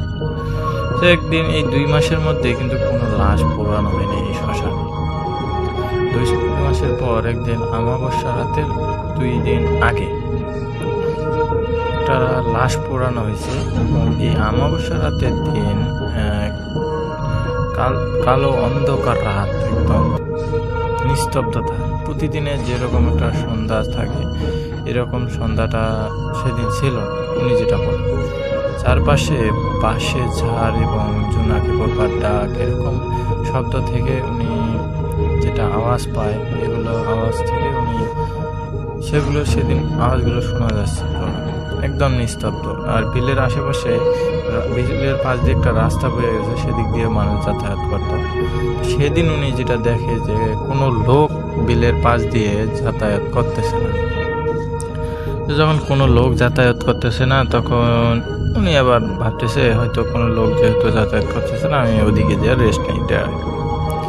তো উনি এবার তোমার 10টা থেকে 11টার দিকে এই সময়টা উনি টল দেখো কেউ মাছ চুরি করতে আসে কিনা, এই জন্য। তো উনি ইদানিং 2-1 দিন দেখতেছিল যে কিছু মাছ কে জানি মানে শিয়াল হয়তো খেয়ে মাছ অর্ধেকটা, বড় বড় মাছ অর্ধেকটা খায়, খাওয়ার পর বাকিটা ফেলে দিয়ে যায়। তো এটা দেখার পরে যেহেতু পুকুরে অনেক বড় বড় মাছ, একটা করে মাছ প্রায় 2-3 কেজি ওজন, এই মাছগুলোর অর্ধেকটা খেয়ে বাকিটা ফেলায় রেখে দেয়। এটা দেখার পর একদিন মালিক নিজে দেখার পর ওনাকে আর কি বকা দেয় যে এত বড় মাছ কীভাবে খায়, কিসে খায়, এরকম করে বলে। তো তিনি আবার সেদিন থেকে ওই শিয়াল বা এইরকম যে জীবজন্তু খাচ্ছে সেগুলোকে আর কি ধরার চিন্তা ভাবনা করতেছে।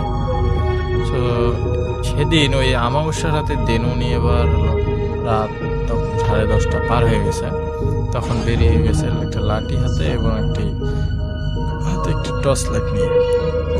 বিলের আশেপাশে উনি দেখতে পাচ্ছে যে সেদিন প্রচুর পরিমাণে মাছ পড়ে আছে। তো এত পরিমাণে মাছ খাইছে যেটা বলার বাইরে। উনি এটা দেখে তো অবাক যে এতটা পরিমাণের মাছ কি সে এত সময়ের ভিতরে দেখিয়ে গেল। এটা দেখার পর উনি আবার মাছগুলোকে তুলে তুলে ওই শ্মশানের পাশে ওদিক দিয়ে ফালাই দিছে কিছু মাছ। আর শ্মশানের পাশে যখন আসছে তখন উনি দেখতে পাচ্ছে যে পুকুরের পাশে মানে পানিতে নেমে কেউ একটা মানে বেশ শিয়ালের মতোই দেখতে, কিন্তু এতটা পরিমাণের মানে বড়, 2-3 গুণ বড় হয় শিয়ালের থেকে। এটা একটা করে মাছ ধরতেছে আর চিবিয়ে চিবিয়ে অর্ধেকটা অংশ খাচ্ছে আর বাকিটা অংশ ফেলাই দিচ্ছে। এটা দেখার পর উনি কোনো কথা না বলে পিছন থেকে যে একটা লাঠি দিয়ে বাড়ি মারে। উনি ভাবতেছিল হয়তো শিয়াল, এটা ভেবে একটা জোরে একটা বাড়ি মারে। তো জোরে বাড়ি মারার পর এই জন্তুটা, অবয়বটা হিংস্র গতিতে ওইখানেই মানে আশেপাশে কোথাও দৌড় দিল না, ওইখানেই ফিনিশ হয়ে গেল। যখন ডাংটা পড়ে তখন আশেপাশে কোনো দিক দিয়ে দৌড়ালো না, আর ওইখানে হাওয়া হয়ে গেল। তখন এই পরাদারের চোখ মুখ একদম তলিয়ে যায়, ভয়ে গরমে একদম কোনো অবস্থা খারাপ। কাকে আমি ডাং দিলাম বা কিসেকে আঘাত করলাম, কি হলো, এটা ভেবে উনি ওখান থেকে সাথে সাথে উঠে আসে পারে। উঠে আসার পর উনি শ্মশানের দিকে তাকানোর পর ওনার কলিজা থেকে দুগদুগানি শুরু হয়ে গেল যে আবার শ্মশানের পাশে আসে এই কাজটা হলো। উনি শ্মশানের দিকে দেখতেছে যে বট গাছের নিচে কেউ বসে আছে। যখন একটা লোক বসে আছে, উনি স্পষ্ট দেখতে পাচ্ছে যে একটা লোক বসে আছে। তখন উনি লাইটটা তাক করছে ওই শ্মশানের দিকে। লাইটটা তাক করানোর পর উনি যেটা দেখতে পেলেন যে লোকটার হাতগুলো এবং পাগুলো অস্বাভাবিক লম্বা এবং মুখটা অন্ধকারে মানে ডুবে গেছে, আর লোকটা একটা সাদা পাঞ্জাবি পরা। এতটা পরিমাণের ভয়ঙ্কর দেখতে লাগতেছিল যেটা বলার বাইরে, মানে কাছাকাছি তো এটা উনি আর কি পার থেকে দেখতে পাচ্ছেন। এটা দেখে উনি সাথে সাথে ওই দিক দিয়ে ঘুরে ডেরার দিকে যাবে।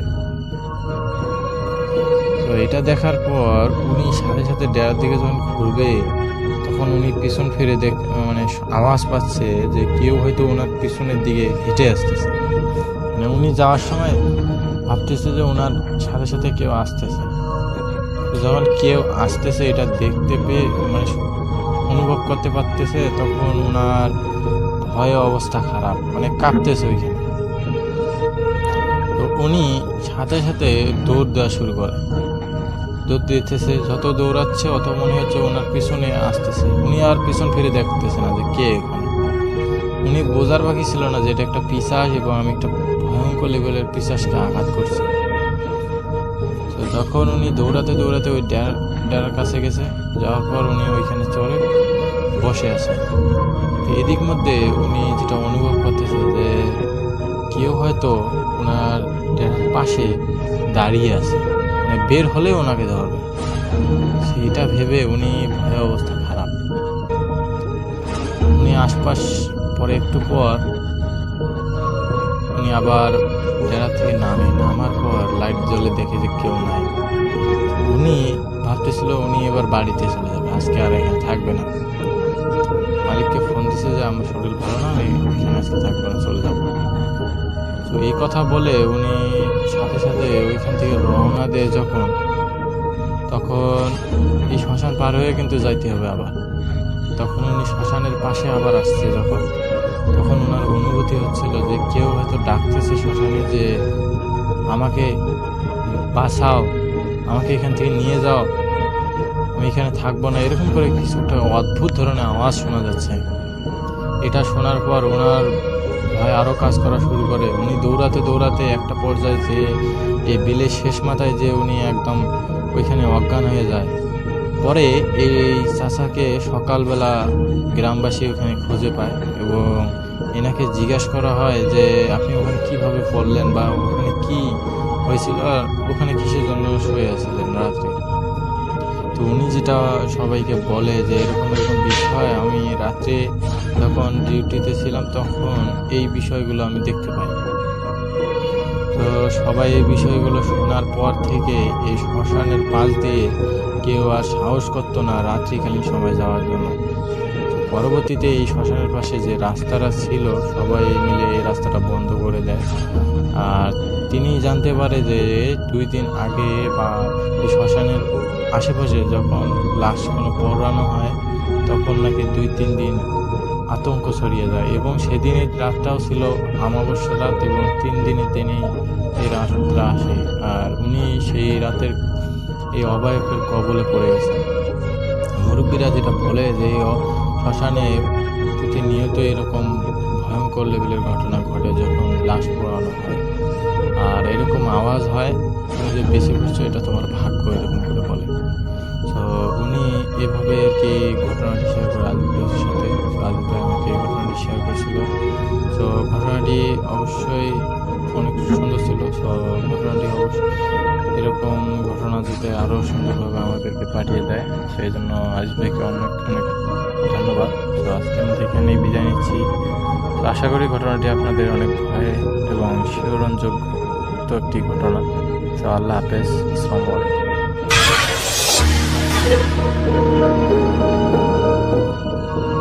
আসসালামু আলাইকুম সবাইকে।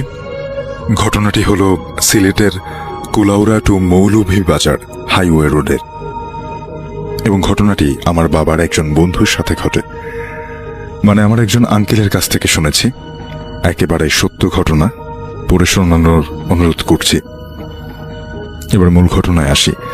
এখন থেকে প্রায় 5 বছর আগের কথা। আগে একটু আমার বাবার বন্ধুর চাচার সম্পর্কে বর্ণনা দিই। উনি পেশায় একজন সিএনজি চালক ছিলেন।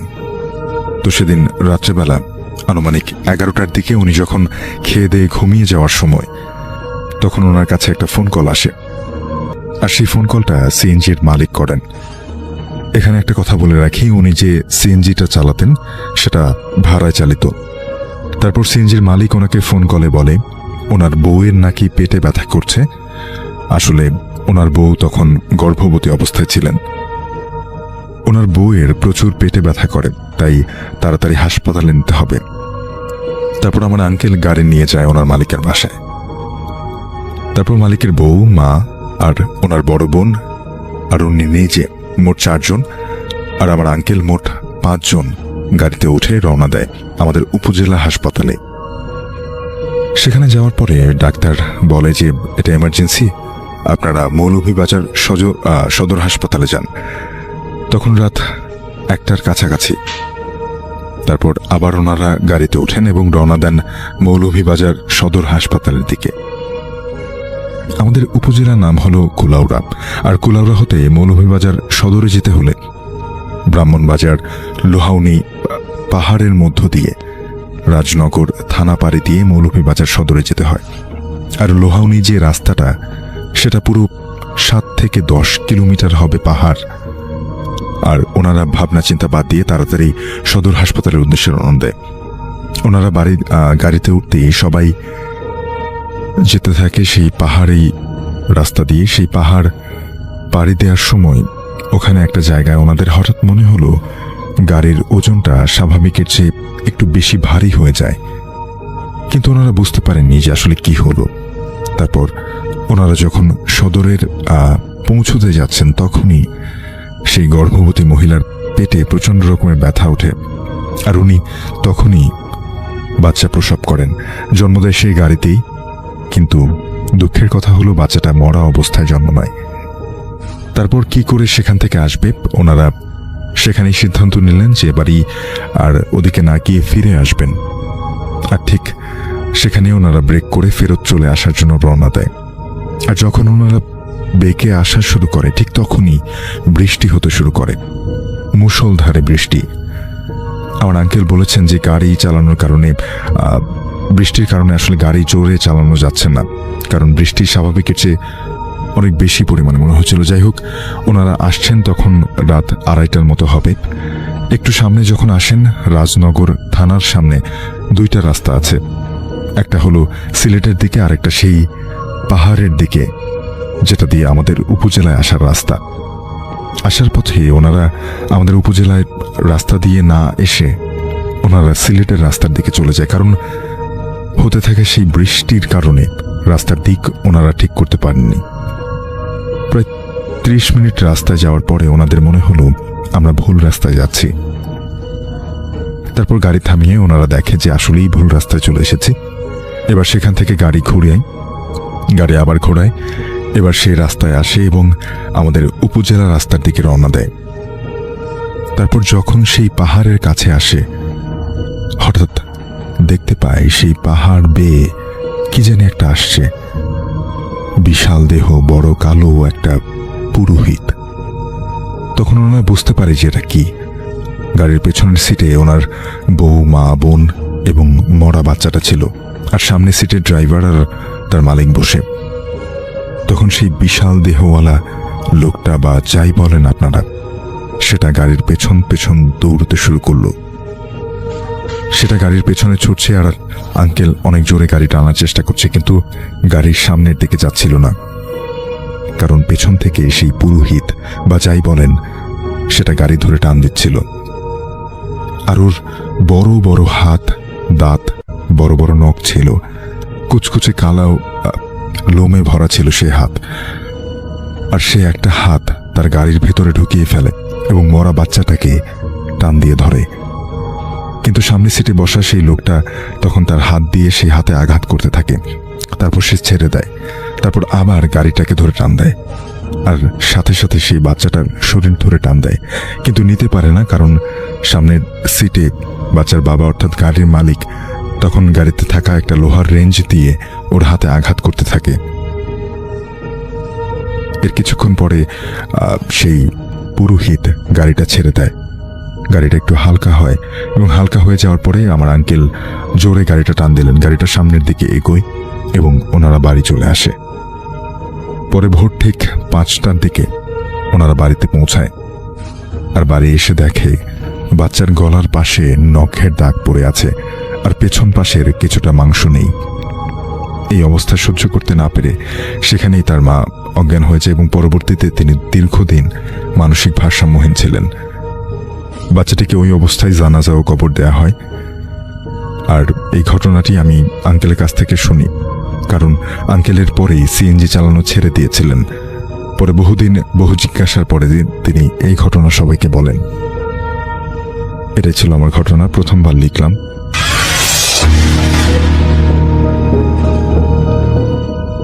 আমাদের সাথে শেয়ার করেছেন প্রবাল চৌধুরী যুক্তরাষ্ট্রের নর্থ ক্যারোলাইনা থেকে। প্রবাল চৌধুরী আমাদের কাছে এর আগেও ঘটনা পাঠিয়েছেন এবং তার ঘটনা আমি শেয়ার করেছি, আমার কাছে বেশ ভালো মনে হয়েছে ঘটনাগুলো। তো তিনি আরও একটি ঘটনা পাঠিয়েছেন এবং তিনি আমাকে অনুরোধ করেছেন আমি যেন আমার মতো করে ঘটনাটা আপনার কাছে প্রেজেন্ট করি। আমি চলে যাচ্ছি প্রবালের পাঠানো ঘটনায়। ঘটনাটি প্রবাল কালেক্ট করেছেন তার এক বন্ধু হ্যারি গুজম্যানের কাছ থেকে, আর ঘটনাটি ঘটেছিল হ্যারির ছোট ভাই পল গুজম্যানের সাথে 2012 সালের ঘটনা এটি। তা আমি চলে যাচ্ছি সেই ঘটনায়। হ্যারির ভাই পল তখন সাউথ ক্যারোলাইনার একটি ছোট্ট কান্ট্রি সাইড এলাকায় চাকরি করেন। সেখানে একটা রেস্টুরেন্ট ছিল তার এক আঙ্কেলের, তো সেখানে তিনি কাজ করতেন এবং মানে তার ভালোই সময় কাটছিল। তিনি খুব প্রকৃতিপ্রেমী মানুষ, তো তাদের রেস্টুরেন্টটা একটা প্রকৃতি ঘেরা এলাকাতেই ছিল। তো কাজ করতেন, সেখানকার লোকাল নেবারদের সাথে তার গল্পগুজব হতো ইত্যাদি ইত্যাদি, এরকম সময় কেটে যেত। বিভিন্ন সময় টিভিতে বসে ফুটবল ম্যাচ দেখতেন, এগুলোই করতেন তিনি। তো পলের আর একটা শখ ছিল যে সে মাঝে মাঝে লং ড্রাইভে যেত। মানে তার বন্ধু বান্ধব যদি কাউকে ম্যানেজ করে ফেলতে পারতেন তিনি, যারা এটাতে আগ্রহী, মানে তার কয়েকজন বন্ধু ছিল তারাও লং ড্রাইভ পছন্দ করতো, তো তাদের কাউকে পেলে তিনি তাদের কাউকে নিয়ে রওনা দিতেন। তো তখন তিনি সিঙ্গল, তার জীবন সঙ্গিনী নাই, তো সুতরাং বন্ধু নিয়ে জাস্ট চলে যেতেন এবং অনেক দূর দূরান্ত পর্যন্ত ড্রাইভ করতেন। রাস্তাগুলো খুব সুন্দর, দুই পাশে গাছগাছালি, ফরেস্ট এলাকা, গাছ দেখা যেত অনেক জায়গায় টানেলের মতো করে ফেলছে এরকম, আর খুব সুন্দর রাস্তা সাউথ ক্যারোলাইনার। তো যাই হোক, এগুলোতে তিনি ড্রাইভ করে যেতেন। তো একবার বিকেলবেলা তার এক বন্ধু আসলো তার কাছে, এসে বলল যে কি অবস্থা, কি গল্প করতেছে। তিনি তখন রেস্টুরেন্টে বেশ লেজি টাইম কাটাচ্ছেন, ওয়েটারদেরকে ইনস্ট্রাকশন দিচ্ছেন যে কি কি করতে হয় এরকম। তো বন্ধুর সাথে গল্প করতেছিলেন তিনি। তো বন্ধু বললেন যে দেখো, আমার মা তো অসুস্থ, আমাকে যেতে হবে। যেই সিটিটার নাম বললেন সেটা ওখান থেকে প্রায় 70 মাইল দূরে। তো বলতেছে যে এখানে যেতে হবে, কিন্তু আমার তো এখন রাইড নাই, কি করব, বাট আই মাস্ট গো, আমার যেতেই হবে। তো পলের কাছে একটু খারাপ লাগলো, সেও তার মানে মার প্রতি খুব মানে অ্যাফেকশনেট, সে তার মাকে খুব পছন্দ করে এবং সে 2 মাস পর পর তার মার কাছে চলে যায়, যে কয়েকদিন কাটায় আসে। তো এই জন্য ফ্রেন্ডের মা অসুস্থ শুনে তার কাছে খারাপ লাগলো। সে বললো যে ইউ মাস্ট গো। তো বলছে কিভাবে, আমি এখান থেকে কেমনে যাবো এখন? তো পল বললো আচ্ছা দাঁড়াও দেখি, আমি ব্রেক নিতে পারি নাকি, আমি ছুটি নিতে পারি নাকি, আজকে আগে বের হয়ে যাবো তাহলে, কেন গেলে তো আর আমি আসতে পারবো না। তো পল তার ফ্রেন্ড এটা বলে সে যে গেল তার যে আঙ্কেল, তার আঙ্কেলের রেস্টুরেন্ট, আঙ্কেলের সাথে কথা বলে সে বললো যে হ্যাঁ বেরোতে পারবো। আঙ্কেল বললো ম্যানেজ করে নিব। তো পল তখন বললো যে ওয়েল লেটস গো, আইল টেক ইউ, আমি তোমার নিয়ে যাব। তো ফ্রেন্ড তো খুব খুশি। পল গেল পার্কিং লটে, যে তারা কিছুক্ষণ গল্প গুজব করে গাড়ি নিয়ে বের হয়ে গেল। তো পলের কাছে দুইটা জিনিস ভালো লাগতেছে, একটা হচ্ছে তার ফ্রেন্ডকে তার মায়ের কাছে নিয়ে যেতে পারতেছে, আরেকটা জিনিস হচ্ছে যে একটা ড্রাইভ হইতেছে এরকম সুন্দর পড়ন্ত বিকেলে। আর এই সময়টা এই রাস্তাগুলো খুব সুন্দর লাগে, এই পাতা ঝরে যায়, একেবারে অন্যরকম একটা অবস্থা। যাই হোক, তারা দুজন যাচ্ছে, রাস্তা দিয়ে গল্প করতেছে, বিভিন্ন টপিকে গল্প করতেছে, তাদের রেডিওতে গান বাজতেছে। এইভাবে চলতে চলতে এক সময় এই 60-70 মাইল পার হয়ে গেল, পার হয়ে তারা যে চলে গেল সেই হসপিটালে। তো হসপিটালে যে ফ্রেন্ডকে নিয়ে গেল, ফ্রেন্ড উঠে গেছে, সে বসে আছে লবিতে। তো দেখলো যে একটু পরে ফ্রেন্ড খুব দুশ্চিন্তা ভরে নামছে, বলতেছে যে মায়ের সিচুয়েশন ভালো না, মানে আই মাস্ট স্টে হিয়ার, আমি এখানে থেকে যাই আজকে, তো তুই তো পারবি না, সো ইউ লিভ, তুই চলে যা, আমি কালকে কোনোভাবে চলে আসবো, আল ম্যানেজ ইট, আমি চলে আসবো। তো পল বলতেছে না তুমি না পারলে you must let me know, আমি এসে তোমার পিক আপ করবো। তো ফ্রেন্ড বলতেছে না ডোন্ট ওয়ারি অ্যাবাউট মি, তুমি চলে যাও অ্যান্ড আল ম্যানেজ ইট। তো যাই হোক, পল বলল আর ইউ শিওর? বলে হ্যাঁ। তো ফ্রেন্ডকে সে শিওর করে সে বললো তোরা খাবার দাবার কিছু কিনে দিয়ে যাই। তো তার ফ্রেন্ড বলতেছে না, তারপরও সে ওখান থেকে যে ক্লোজেস্ট রেস্টুরেন্ট থেকে কিছু খাবার দাবার বন্ধুকে কিনে দিয়ে সে ওখান থেকে রওনা দেয়। যখন রওনা দিচ্ছে তখন রাত হয়ে গেছে, মানে তখন প্রায় রাত 8টার মতো বাজে। তো পল চিন্তা করলো যে একটা হিসাব করলো কতক্ষণ লাগবে তার এই যেতে, হিসাব করে দেখলো প্রায় 2 ঘন্টার মতো, 1.5-2 ঘন্টা এরকম লেগে যাবে। তো যেহেতু ওখানে আঁকা বাঁকা রাস্তা, ফরেস্টের রাস্তা, খুব স্ট্রেইট ট্রেনে আসা যায় না, খুব কার্বি রোড। তো যাই হোক, সে হিসাব করে রওনা দিল, তো আসতেছে, ব্যাক করতেছে। তো মোটামুটি অনেক দূর চলে আসছে, এই সময় আকাশে মেঘ করলো বেশ, সে মানে দেখলো কড়কড় করে বাজ ডাকতেছে। দূরে তাকায় দেখলো যে আকাশে একেবারে মানে ঘন কালো এবং গ্রে কালারের মেঘে ছেয়ে গেছে পুরো জিনিসটা। এর মাঝ থেকে বজ্রপাত চমকাচ্ছে, মানে বিজলির ফুলকি বের হয়ে আসতেছে। তো দেখে সে একটু ভয়ও পেলো আবার এনজয় করলো। তো ভয় পাওয়ার কারণ হচ্ছে এরকম সময় এই ঝড় বৃষ্টি দিয়ে যখন ড্রাইভ করে আসে রাস্তা খুব স্লিপারি হয়ে যায়। রাস্তা স্লিপারি হয়ে যায় কারণ রাস্তার মধ্যে ওখানকার রাস্তাগুলো এরকম যে ওখানে ইঞ্জিন অয়েল ড্রপ করে মাঝে মাঝে, এবং করে যখন বৃষ্টি হয় তখন এগুলো ভেসে ওঠে, তো রাস্তা স্লিপারি হয়ে যায়, ব্রেক করলে স্কিড করে গাড়ি। এইটা একটা জিনিস। আবার অনেক সময় ঝড় আসলে ডালপালা ভেঙে পড়ে রাস্তার মধ্যে। আর থার্ড জিনিস হচ্ছে ফ্লাডেড রোড, রাস্তা ফ্লাডেড হয়ে যায় অনেক সময়। ওখানে অবশ্য সিম্বল থাকে যে রাস্তা ফ্লাডেড, ওইটা ঠিক মতো না দেখলে একবারে পানির মধ্যে চলে যেতে হবে। যাই হোক, এই জন্য একটু ভয় পেলো। বাট কিন্তু এই যে ওয়েদারের যে ফিনোমিনার যে অ্যাডভেঞ্চার, সেটা তার কাছে খুব মানে মজার ব্যাপার মনে হচ্ছে পলের কাছে। যাই হোক, সে আসতেছে, তার মতো সে রেডিওতে গান টিউন করে দিছে আর সে চালায় আসতেছে। তো বিভিন্ন মোড় নিচ্ছে, এর মধ্যে সে দেখলো যে হঠাৎ বাতাস শুরু হলো। এই রাতের বেলা এই বাতাসগুলো একদম অন্যরকম, হেডলাইটের আলো যখন পড়ে সামনে, তখন দেখা যাচ্ছে যে গাছের পাতাগুলো শুধু দেখা যায়, আর সে শুকনো পাতা উড়ে যাচ্ছে এগুলো দেখা যায়, আর বাঁকা হয়ে যে আসতেছে ডালপালাগুলো এগুলা। এছাড়া কিন্তু দেখা যায় না। আর বৃষ্টি তো পড়তেছে, এর মধ্যে উইন্ডশিল্ড ওয়াইপার খুব ফাস্ট মুভ করতেছে, মানে কাঁচ কাঁচ কাঁচ কাঁচ কাঁচ কাঁচ এরকম করে ফাস্ট মুভ করতেছে। যাই হোক, এরকম দেখতে দেখতে মানে পল খুব সাবধানে গাড়ি চালাচ্ছে। এখন বৃষ্টির ফোঁটাগুলোও দেখা যাচ্ছে, মোটা মোটা বৃষ্টির ফোঁটা পড়তেছে হেডলাইটের আলোতে। তো এরকম করতে করতে সে যখন চলে আসছে, প্রায় তার আরো আছে প্রায় 20 মাইলের মতো বাকি, এই সময় সে হঠাৎ করে সামনে দেখলো যে ফ্লাডেড রোড হেড যে সাইনটা, এবং তার হেডলাইট পড়ে সে থামতে থামতে তার গাড়ির প্রায় চাকার অনেকখানি চলে গেল পানির নিচে। মানে তার সে দেখতেছে যে তার যে সামনের যে হুডের প্রায় অর্ধেক পানির নিচে চলে গেছে, চাকা ডুবে গেছে পুরা। সে বুঝলো যে পানি ঢুকবে এখন পাশ থেকে, সাথে সাথে সে রিভার্স দিয়ে গাড়ি ব্যাক করে নিয়ে আসলো। এসে দেখলো পানি ঝরঝর করে ঝরে পড়তেছে, মানে যতটুকু উঠছিল গাড়ির উপরে, বা পানি সে সরসর করে নেমে যাচ্ছে উপর থেকে, মানে বডির থেকে গাড়ির। তো সে তাড়াতাড়ি তার পাশের উইন্ডোটা একটু রোল ডাউন করলো, করে পিছনে তাকায় দেখলো যে কোনো গাড়ি ঘোড়া নাই। দেখলো না, পিছনে শুধু অন্ধকার। তার যে ব্রেকের লাইটটা আছে, টেল লাইটটা যতটুকু লাল হয়ে জ্বলে রিফ্লেক্ট করতেছে রাস্তায় ততটুকুই, মানে পিছনে কোনো গাড়ি নেই। কিন্তু রাস্তাটা কার্ভ, এরকম কার্ভ হয়ে আছে, আর সে তার গাড়ির মাথাটা একটু ডাউনওয়ার্ডসে। তো সে খুব সাবধানে আস্তে আস্তে আস্তে আস্তে করে ব্যাক করে নিচ্ছে। তো ব্যাক করতে করতেই দেখতেছে যে পাশ দিয়ে আরেকটা রাস্তা গেছে। এখন চিন্তা করতেছে ওখানে তো ফ্লাডেড, সামনের রাস্তাটা সে বুঝে ফেলছে যে এটা ফ্লাডের পানির তলে, এবং যতটুকু ঢুকছিল সামান্য গিয়ে বুঝলো যে তার বনেট প্রায় ডুবে গেছে, মানে বাকিটা গেলে সে ঢুকে যাবে ভিতরে।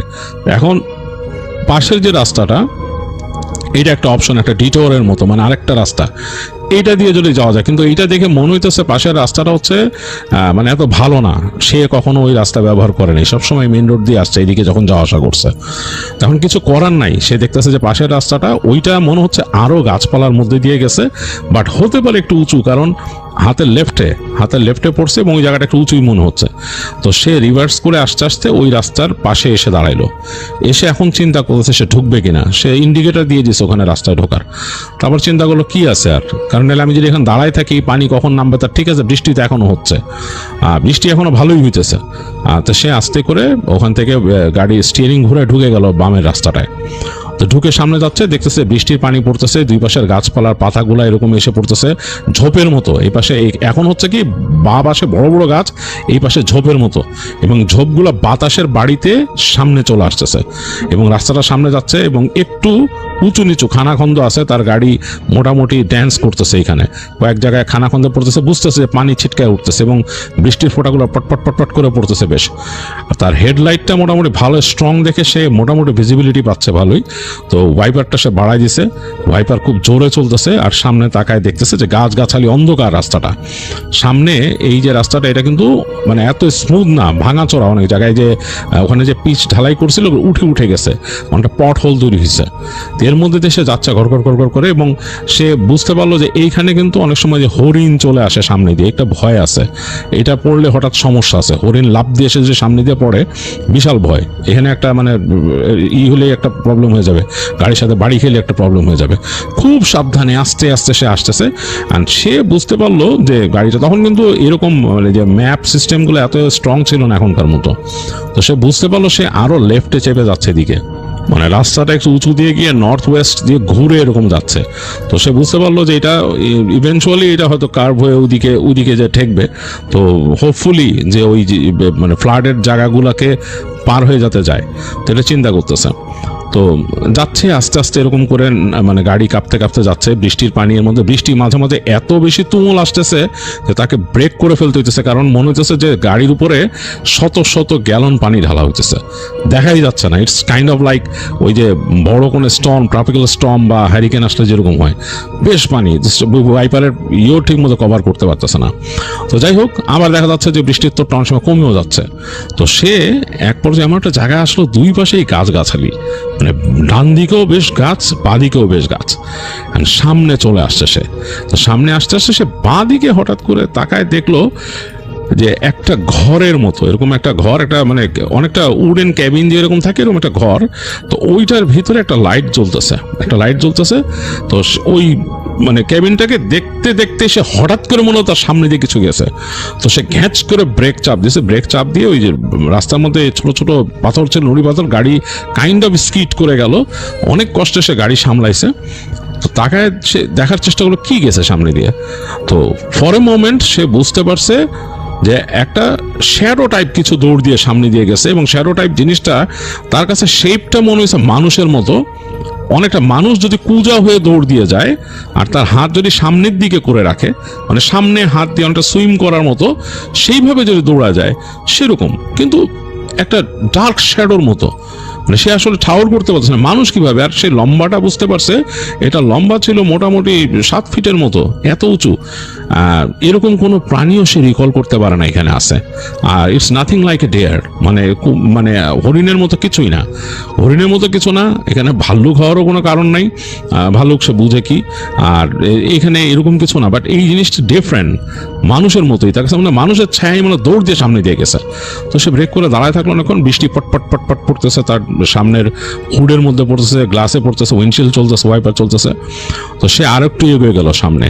এবার সামনে যে দেখতেছে এই জায়গার রাস্তা আরো বেশি ফ্লাডেড, মানে পানি এদিকে জমে থই থই করে বাড়ি মারতেছে এখানে এসে, অনেকটা স্রোতের মতো এসে বাড়ি খাচ্ছে এই জায়গায় অফ রোডের মধ্যে। তো চিন্তা করলো এটা তো বিশাল ভুল হয়ে গেল, মানে এটা কেমন কি, এইখান থেকে তো যাওয়া সম্ভবই না। আর দুই পাশে গাছ, বৃষ্টিটা এখন ছাড়া ছাড়া হইতেছে, হঠাৎ পটপট করে পড়তেছে, আবার একটু কমে যাচ্ছে, মানে হালকা অনবরত একটা ফ্লো নিয়ে আসে এরকম, মানে বেশ অন্যরকম একটা বৃষ্টি। তো সে আস্তে করে গাড়িটা থামায় দিল, গাড়িটা থামায় সে পার্কে দিল, দিয়ে সে চিন্তা করতেছে কি করবে। একবার উডেন ক্যাবিনটার দিক তাকাইলো, তাকায় দেখলো যে উডেন ক্যাবিনে একটা লাইট জ্বলতেছে। তো সে আস্তে করে সেই গাড়িটাকে অফ করলো, টার্ন অফ করলো, ইঞ্জিন অফ করে দিল। ইঞ্জিন অফ করার পর বেশ কোয়াইট, শুধু গাড়ির মধ্যে বৃষ্টির পানি পড়তেছে, যে শব্দ হচ্ছে পট পট পট পট পট পট পট পট, আর গাছপালার মধ্যে হচ্ছে আশেপাশে একটা শোঁ শোঁ শব্দ সে শুনতে পাচ্ছে। সে চিন্তা করলো জগৎ, তার কোনো কাজ নেই, এখন এইখান থেকে আর সামনে যাওয়া যাবে না। ব্যাক করে যেতে গেলো আরেক বিশাল প্রবলেম, অনেক দূর চলে আসছি, এখন আই মাস্ট ওয়েট এই till the rain stops and the water goes away. এটা আমার করতে হবে। একমাত্র উপায় হচ্ছে এই বাসার মধ্যে যে আছে তার সাথে একটু কথা বলতে হবে। কোনো ওয়াকও না হইলেই হয়, মানে মানে মাথা খারাপ অনেক মানুষ থাকে, আর এরকম জঙ্গলের মধ্যে থাকে, উডেন ক্যাবিন বানায়, এগুলো আসলে তাদের মাথায় সমস্যা থাকে, সে জানে, অনেকেই প্রবলেমেটিক। তো চিন্তা করে এরকম না হইলেই হয়।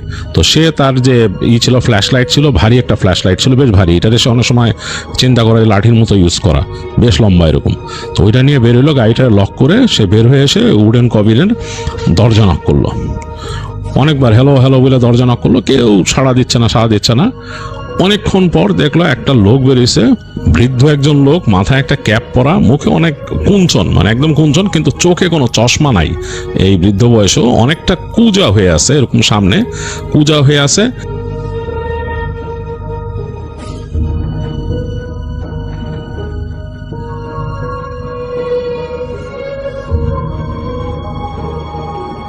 স্ট্রং, কণ্ঠ বেশ স্ট্রং। সে বলছে হোয়াট ইউ ওয়ান্ট। তো সে বলতেছে যে আমি এখানে হারাই গেছি, সেই রাস্তা দিয়ে যাচ্ছিলাম, ফ্লাডেড রোড, আমি ওদিক দিয়ে যাইতেছিলাম, ওদিকে ফ্লাডেড ছিল, এদিক দিয়ে আসে ফ্লাড, এখন আমার কাছে no way to get back, আমি ফেরত যাইতে পারতেছি না। So will you let me stay, আমার কি কয়েক ঘন্টা থাকতে দিবা তোমার এখানে? তো লোকটা বললো যে বাজিন, মানে আসতে বললো তারে। তো একটু তো ভয়ই আছে পলের কাছে, কিন্তু বেশ ভয়ই লাগতেছে, কারণ সে এই ধরনের জায়গায় মানুষদেরকে খুব একটা বিশ্বাস করে না। তো তার যে ফ্ল্যাশ লাইটটা, সেটার লাঠিটারই সামনে, মানে ডান্ডিটা অনেক বড় ছিল, সে মাথার কাছে ধরে লাঠিটা নিয়ে আস্তে আস্তে করে হেঁটে হেঁটে লোকটার এখানে গেল। তো লোকটা দরজা খুলে দিছে। দেখলো যে কেবিনের প্রথম যেই দরজাটা খুলছে ওইটা হচ্ছে তার মানে বসার রুম টুম হবে আর কি, ওখানে মানে বসে। তো ঢুকে দেখলো একটা ইজি চেয়ার আছে ওখানে, এবং তার একটা টেবিল আর টুকিটাকি জিনিসপত্র এরকম রাখা, ল্যাম্প জ্বলতেছে ওখানে। ওই ল্যাম্পের আলোই পাইতেছিল গাছের ওখানে, বাইরে থেকে সে দেখছে আর কি ল্যাম্পের আলোটা। তো ওখানে বললো যে ওর একটা চেয়ার দেখাই দিল বসার জন্য। তো পল বসলো। তো লোকটা তারপর তাকে জিজ্ঞেস করলো যে তুমি কোথায় থাকো, হ্যাঁ এই সেই। তো পল বললো যে অমুক জায়গায় থাকে এই সেই। তো লোকটা এমনি একটু ভুরু কুচকায় চিন্তা করলো কতখানি কি, তারপর বললো যে care for a coffee, coffee খাবে নাকি? তো পল বললো যে yeah that would help, thank you. তো বলছে আচ্ছা। তো লোকটা উঠে গেল, উঠে গিয়ে বললো যে আই এম কামিং, বলে পাশের ঘরে যাবে আর কি এখান থেকে বের হয়ে। তো লোকটা বের হয়ে গেছে। লোকটা বের হওয়ার পর দেখলো যে লোকটা দরজাটা লাগাই দিল রুমের, ঠাস করে, মানে এই লোকটা রুমের দরজাটা খট করে লাগাই দিল, মানে বাইরে দিয়ে মন হলো আটকাই দিল। তো পলের তো খুবই ভয় লাগছে যে রুমের দরজা আটকাই দিল কেন। তো সে আস্তে করে উঠে গেছে যে মানে হোয়াটস দ্য রিজন, কেন আটকাই দিছে। তো সে যে দরজাটা চাপ দিল বাইরের দিকে খোলার জন্য, দেখে যে না দরজাটা আসলেই বাইরে দিয়ে আটকাই দিছে। তো সে এই পাশে দরজাটা নক করতেছে এই পাশ থেকে, hey open the door, why did you close it, মানে দরজা খুলো, এটা বন্ধ করছো কেন বলে নক করতেছে। এই সময় সে দেখলো যে যেখানে সে দাঁড়ায় আছে তার পাশে কাঠের আরেকটা দরজা আছে পাশের রুমে যাওয়ার জন্য, সেইটা মনে হলো ভিতর থেকে খাট করে খুলে গেল, মানে কেউ ওইটার মধ্যে একটা হুড়কো ছিল, কেউ খুলে দিছে, মানে ছিটকানিটা খুলে দিছে। ভেতর থেকে লাগানো ছিল, বোঝাই যাইতেছিল না যে এই দরজাটা এখানে দরজা আছে। তো সেটা দরজাটা খুলে দিছে, দরজাটা কাট করে খুলে একটু আলগা হয়ে গেল ঠিক পলের পাশেই। ওই পাশ থেকে সেটা ভারী হাসির শব্দ শুনলো, বেশ ভারী একটা হাসির শব্দ। পল সাথে সাথে দরজাটাকে চেপে ধরলো হাত দিয়ে, মানে সেটা খুলতে দিল না, মানে এটা যে খুলছে চিটকানিটা খুলতে দিল না, হাতটা চেপে ধরলো। ছুলে দেখলো যে এইখানে একটা হুড়কো আছে, হুড়কোটা খাট করে সে লাগাই দিল। এবং সে খেয়াল করলো যে ওই দরজার সাথে পাশে এরকম একটা দেওয়া আর কি, ওই দরজাটাকে মোটামুটি একটা কাঠ দিয়ে আটকায় রাখার মতো আর একটা সিস্টেম আছে, এবং কাঠটা রাখা। দ্রুত সে ওই দরজার কাঠটাও লাগাই দিল, লাগাই দিয়ে সে এই দরজাটারও ভিতর দিয়ে বন্ধ করে দিল, যে দরজা দিয়ে লোকটা বাইরে গেছে। কারণ পল চিন্তা করলো লোকটার মানে নিয়ত ঠিক না, কোনো একটা সমস্যা আছে এখানে। তো সেই দুইটা দরজা কিন্তু সে লাগাই দিচ্ছে, এইটাও ভিতর দিয়ে লাগাই দিয়ে সে তার ফ্ল্যাশ লাইটের এইটাকে বাগায় ধরে সে চেয়ারের কাছে গেল। একটু পরে তার রুমের বাতিটা বন্ধ হয়ে গেল। তার রুমে যে ওই একটা ছোট্ট ল্যাম্প জ্বলতেছিল, ল্যাম্পটা বন্ধ হয়ে গেল, তার মানে ইলেকট্রিক কাট আউট করে দিছে কেউ এখানে। মানে এগুলো কিন্তু জেনারেটরে চলতেছিল, জেনারেটরটাকে বন্ধ করে দিছে। এবং পল বুঝতে পারলো জেনারেটর একটা শব্দ সে কিন্তু পাচ্ছিল হালকা, শব্দটা বন্ধ হয়ে গেছে। তো সে খুব ভয় পেয়ে গেল। পুরা একটা বদ্ধ উডেন কুঠিরের মধ্যে সে একা, এবং সে জানে না, এবং যেই বয়স্ক লোকটা বের হয়ে গেছে সে খুবই মিস্টিরিয়াস অ্যাক্ট করছে। এরপর পল শুনতে পাইলো ওই পাশে রুম থেকে গড়গড় গড়গড় একটা শব্দ আসতেছে, মনে হচ্ছে ঘড়ঘড় ঘড়ঘড় কেউ শব্দ করছে। এটা মানুষের তৈরি করা কোনো শব্দ মনে হইতেছে না, ইটস ডিফারেন্ট, মানে কোনো প্রাণী যদি করে এরকম। তারপর আস্তে আস্তে ধপ ধপ করে ওই দরজাটার মধ্যে বাড়ি মারতেছে কেউ, ধপ ধপ ধপ ধপ করে বাড়ি মারতেছে। দরজাটা মনে হচ্ছে তার ওই ছিটকিনটা ভেঙে ফেলবে কেউ, এরকম অবস্থা। তো পল প্রচন্ড ভয় পেয়ে গেছে। পল চিন্তা করলো যে হোয়াটস গোয়িং অন, সে মানে চিন্তা করতে পারছে না কি করবে। থাপ থাপ থাপ থাপ ভয় পাচ্ছে সে, এই বাড়ির শব্দে প্রচন্ড ভয় পেতেছে। তো পল মানে একেবারে উঠে দাঁড়ায় বেড়ার কাছে যে দাঁড়াইলো, চিন্তা করতেছে যে মানে তার আসলে মাথা কাজ করতেছে, মানে সে কিভাবে এখান থেকে স্কেপ করবে চিন্তা করতে পারতেছে না। এর মধ্যে ওই মেন যেই দরজাটা দিয়ে বয়স্ক লোকটা বেরিয়েছে সেও নক করতেছে, ঠক ঠক ঠক ঠক ঠক ঠক। সে বুঝতে পারছে যে ওই লোকটাও বাইরের থেকে নক করতেছে, এবং লোকটারও কেমন জানি একটা শব্দ পাইতেছে সে বাইরের থেকে, লাইক মানে ঘোরের মধ্যে থাকলে গলার ভিতর দিয়ে কেউ যদি শব্দ করে, মানে ডিফারেন্ট টাইপের একটা, মানে এটা কোনো স্বাভাবিক শব্দ না এরকম। আর ঘরের মধ্যে কিন্তু বাতি নাই এরকম। এর মাঝে প্রচন্ড জোরে বাড়ি মারলো ওই দরজাটার মধ্যে, মানে যেটা নাকি ভেতরের দরজা পাশের রুম থেকে, ওইটাতে প্রচন্ড জোরে একটা বাড়ি হলো। বাড়ির চোটে ওই যে ছিটকিনি কাঠ এগুলো সব ভেঙে মনে দরজাটা খুলে গেল। তো পল আসলে প্রচন্ড রকম ভাবেছে, তার আত্মা একবার আকাশে উড়ে গেছে, সে চিন্তা করতে পারছে না কি করবে। সে লাফ দিয়ে যে পড়লো ওই যে বাইরের দিকে যে জানলাটা ছিল জানালাটার কাছে, সে তার হাতের ফ্ল্যাশ লাইট দিয়ে জোরে বাড়ি মারলো গ্লাসের মধ্যে, ওইটা আমাদের গ্লাস লাগানো ছিল, গ্লাসটা ভেঙে গেল। সে টান দিয়ে ওইটার হিঞ্জ ছুটাইতে যায়, তার হাত কেটে গেল গ্লাসে লেগে। তো তারপরও সে টান দিয়ে ওটা খুলে ফেলছে, জানলাটা খুলে ফেলে সে সুইফটলি একটা জাম্প দিছে ভেতর থেকে, ওই জানলার বাইরে সে বের হয়ে আসছে সুইফটলি জাম্প করে, এবং তার হাতের একটা অংশ বেশ কেটে গেল, বেশ বুঝতে পারছে রক্ত বের হয়ে আসছে। সে মানে মাটির মধ্যে পড়ছে, বাইরে ডিগবাজি দিয়ে মাটির মধ্যে পড়ছে, পড়ে সে দেখলো ভেতরে একটা হুড়মুড় শব্দ। তো তখন সে ফ্ল্যাশ লাইটটা মারছে জানলার দিকে, তার ফ্ল্যাশ লাইটটা তো হাতেই ছিল, এটা মারছে, মারার পর সে দেখতেছে যে ভিতরে একটা মানুষ, কিন্তু তার মুখটা অনেকটা কুমির টাইপের, মানে একটা কুমিরের মুখ যেরকম হয় কাইন্ড অফ লাইক দ্যাট, এবং তার মুখের মধ্যে জিভ লক লক করতেছে, কুমির মানে সরীসৃপের জিভ যেরকম লক লক করে লক লক করতেছে, অ্যাজ ইফ কোনো কুমির যদি দুই পায়ে দাঁড়ায়, দুই হাত সামনে দিয়ে দৌড় দিয়ে আসে এবং তার মুখটা যদি এরকম বাঁকা করে ফেলে, মুখের ভেতর থেকে জিভ বের হয়ে আসে, সেরকম দৌড় দিয়ে জানলার উপরে এসে পড়ছে। ফ্ল্যাশ লাইটের আলো পড়াতে মুখটা সরায় নিল, ওইটা চোখ দুইটা সফলও সে দেখতে পারছে জাস্ট লাইক কুমিরের মতো। এই সময় সে শব্দ পেল, দ্রিম করে গুলি হইলো এখানে, মানে মানে জোরে গুলি করছে আকাশের দিকে, কেউ আকাশের দিকে গুলি করছে, মানে ফাঁকা ফায়ার করছে কোনো রাইফেল দিয়ে। তো সে দৌড়ায় তার গাড়ির দিকে গেল, গাড়িতে যে উঠছে, গাড়িতে উঠে সে কোনো মতে, গাড়ি কিন্তু সে আগেই খুলে ফেলছে যেতে যেতেই, গাড়ি খুলে সে গাড়ি মানে স্টার্ট দিছে, ইগনিশন দিছে, গাড়িটাকে ক্যাচ করে ওই জায়গায় ঘুরাইছে। সে ঘুরায় দেখতেছে ওই যে বৃদ্ধ লোকটা, তারও চোখ দুইটা জ্বলতেছে, তারও চোখ দুইটা জাস্ট লাইক দ্যাট, মনে হচ্ছে যে একটা মানে কুমিরের চোখ যেরকম হয়, রেপটেলিয়ান আই, সেরকম কুমিরের মতো চোখ। লোকটা তাকায় আছে তার দিকে এবং সে অবাক হয়ে খেয়াল করছে এই বৃদ্ধ লোকটার মুখের ভেতরের অংশটা কালচে, ওখানে মানে মুখের ভেতরের অংশটা কালচে। তো পল কিন্তু গাড়ি ঘুরায় ফেলছে, সে মানে প্রচন্ড করে স্কিড করে গাড়ি ঘুরাইছে, ঘুরায় উল্টা দিকে রাস্তায় সে পুরো অ্যাক্সেলেটর দাবাই দিছে ওই ভাঙা রাস্তার মধ্যে দিয়ে। এর মধ্যে সে ত্রিম করে আবার গুলি হলো এবং তার পেছনে মনে হয় তার যে ট্রাঙ্কের এক পাশে গুলিটা লাগছে, তার ওই পিছনে যে টেইল লাইট একটা উড়ে গেছে। যাই হোক, সে ভয়ে গাড়ি টেনে গেল ওর মধ্যে দিয়ে, এবং কিছুক্ষণ পর সে বুঝতে পারলো তার ওখানে স্পিড ছিল মিনিমাম 40 মাইল বা 45 মাইল এরকম হবে স্পিড, 45 মাইল অ্যান আওয়ার। এই 45 মাইলস অ্যান আওয়ারের মধ্যে সে বুঝতে পারছে তার পাশের গাছগুলোর ভিতর দিয়ে কিছু একটা ছুটে চলতেছে, একটা ছায়ার মতো।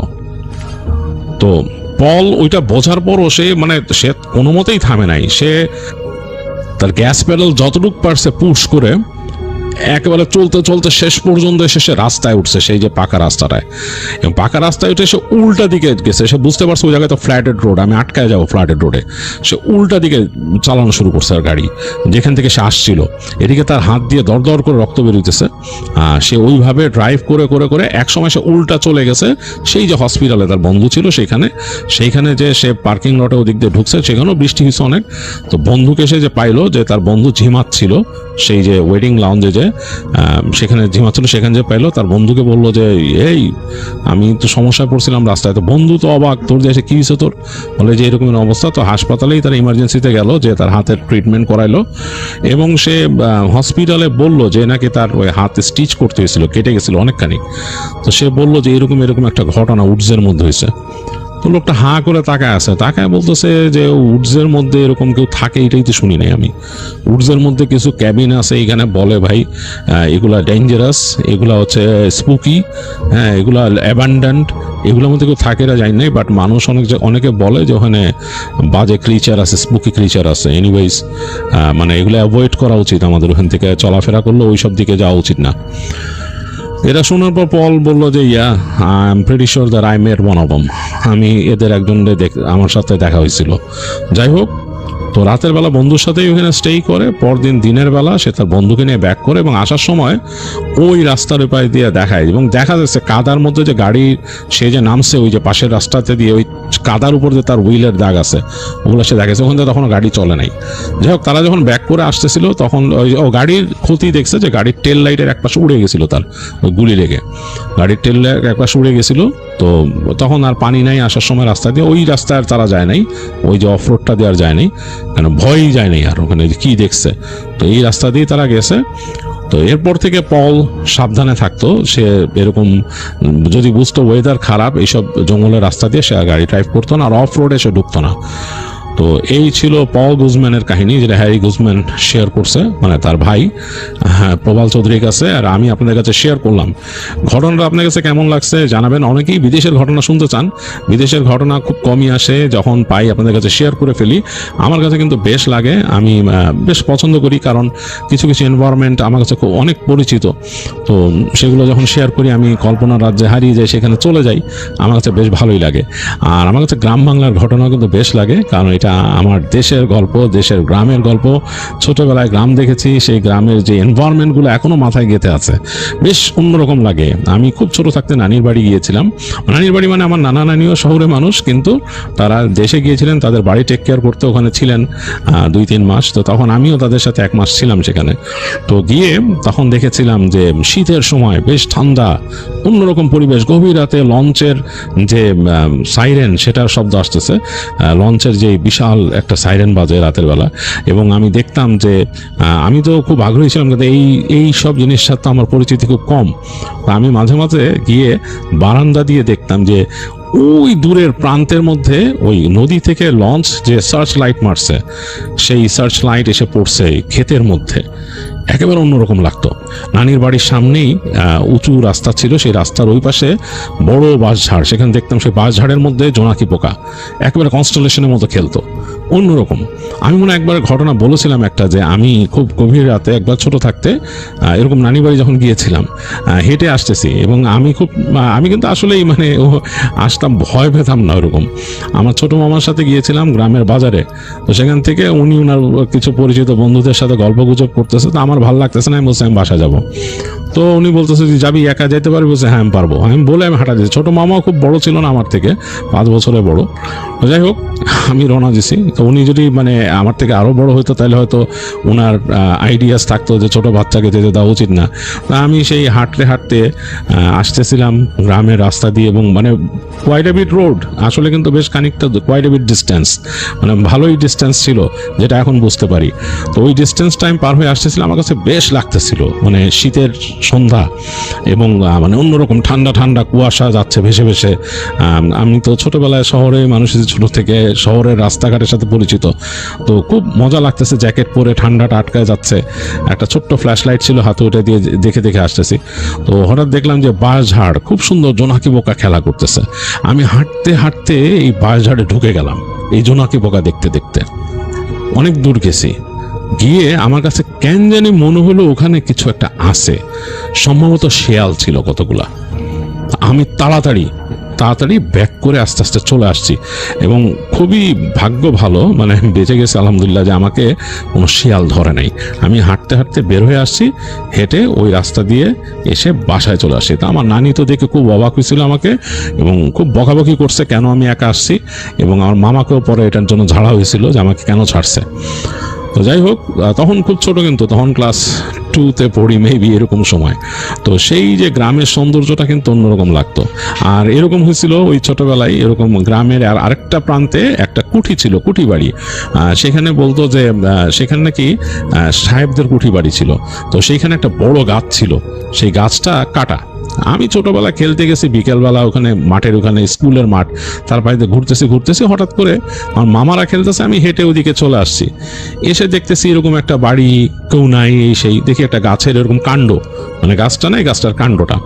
তো আমি হেঁটে নেমে গেছি সুন্দর, যে ওই বাড়িটা দেখতেছি পুরনো বাড়ি, খুব দেখে টেকে এসে ওই গাছের কাণ্ডটার উপর বসে পায়ের উপর পা তুলে বসে আছি, খুব সুন্দর লাগতেছে।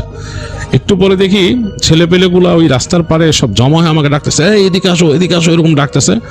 কেউ সাহস মানে আসতেছে না এদিকে, শুধু ডাকতেছে আমাকে। তা আমি সবাই হাত দেখাইতেছি এইরকম। বিকাল তখন পড়ে যাচ্ছে। এক পর্যায়ে দেখলাম আমার মামা সে নেমে আসলো, এসে আমাকে হাত ধরে টান দিয়ে উঠাই নিয়ে গেল, বলে চল এখান থেকে। উঠাই নিয়ে কি ব্যাপার, কি করলাম? তো টেনে উঠাই নিয়ে উপরে নিয়ে গেল, নিয়ে বলছে তুই কোথায় বসেছিলি? আমি বললাম কোথায়? বলে ওটা গলাকাটা সাহেবের জায়গা। বলে মানে? বলে এইখানে গলাকাটা সাহেব আছে, মানে ওইখানে নাকি তাকে করা হয়েছিল আর কি। তো এরপর থেকে নাকি মানে এরকম পূর্ণিমার রাতে গলাকাটা সাহেব নাকি বের হয় তার মাথার খোঁজে। তো এই ঘটনা গ্রামে প্রচলিত চারিদিকে, হ্যাঁ, হেডলেস হর্সম্যানের ঘটনা। আমি কিন্তু বাসায় যখন নিয়ে আসলো, আমার ওই মামারা ছোট, আমার থেকে 5 বছরের বড়, মামার বন্ধুরা বলতেছে তোর ভাগনারে সাবধানে রাখিস, রাত্রেবেলা গলাকাটা সাহেব কিন্তু তারা এসে ধরবে, তার ওই গাছের কাছে সে গেছে। হ্যাঁ, তো আমি রাতের বেলা আমাকে সাবধান করা হয়েছে, মামা অনেকভাবে সাবধান করছে যে খবরদার বাইরে যাবি না, ডাকলে তোর নানা নানিকে ডাকবি, উঠানে খবরদার যাবি না। ইত্যাদি ইত্যাদি। আমি কিন্তু সবাই ঘুমায় যাওয়ার পরে ওই ঘরের জানলা খুলে তাকাইছিলাম, চাঁদ উঠছে আকাশে, দেখতেছিলাম দূরের রাস্তা। আমি শুধু অপেক্ষা করেছিলাম কখন গলাকাটা সাহেব আসে, তাকে দেখবো আর কি। সেই হেডলেস হর্সম্যানকে দেখার আমার খুব ইচ্ছা ছিল, তো এই জন্য আমি তাকাইছিলাম দূর পর্যন্ত। ছোট মানুষ অনেকক্ষণ তাকায় থাকতে থাকতে চোখ ক্লান্ত হয়ে যায়, আর আর ভাল লাগে না, তখন জানলাটা আটকায় আবার শুয়ে পড়ছি, ঘুমাই গেছি। তো এই হচ্ছে সেই হেডলেস হর্সম্যান সংক্রান্ত আমার একটা অভিজ্ঞতা। আর এরকম আরেকটা জায়গায় গেছিলাম, ফ্লোরিডা ডিল্যান্ডে, ওইখানেও নাকি হেডলেস হর্সম্যান আছে। তো আমি যখন এগুলো শুনি, হেডলেস হর্সম্যান, এটার মুভিও তো আছে, এটা নিয়ে একটা, স্লিপি হলো। তো আমি যখন এটা শুনি দেখি যে ঘটনাগুলোর মধ্যে অনেক সিমিলারিটি আছে। সেই যে পৃথিবীর এক প্রান্তে আপনার সেই দেখেন সেই স্লিপি হলোতে, আবার সেই ফ্লোরিডা ডিল্যান্ডে, আবার আমাদের এই বাংলাদেশের নড়াইলের একটা জায়গায়, কিভাবে সম্ভব? আর এগুলো তো প্রচলিত কাহিনী, ওখানকার লেজেন্ড বা ওখানকার মিথ বলা চলে। তো কিভাবে এটা সম্ভব যে একই জিনিস সব জায়গায় আছে, একই ঘটনা সবাই জানে, একই রকম জিনিস সবাই প্র্যাকটিস করতেছে? এটা আমাকে খুব নাড়া দিছিল। তো যাই হোক, এটা থেকে ব্যাখ্যা যা পাইছিলাম পরবর্তী অনেক লেখকের কাছ থেকে, যে পৃথিবী একটা প্লেট ছিল একটা সময়, তো সেখান থেকে বিভিন্ন জিনিস ছড়ায় গেছে, সব জাতির কাছেই গেছে একই রকমের জিনিস। আর আমি মনে করি সব রকমের যারা অতিপ্রাকৃত জিনিস বা যা আছে, তাদের অ্যাক্ট একই রকম, তাদের আচরণ একই রকম, বেশ কিছু আচরণ একই রকম। যাই হোক, এটা নিয়ে আরেকদিন আলোচনা হবে আমাদের। তো যাই হোক, আজকের মতো আমাদের সময় শেষ হয়ে গিয়েছে, আজকে আমাকে চলে যেতে হবে।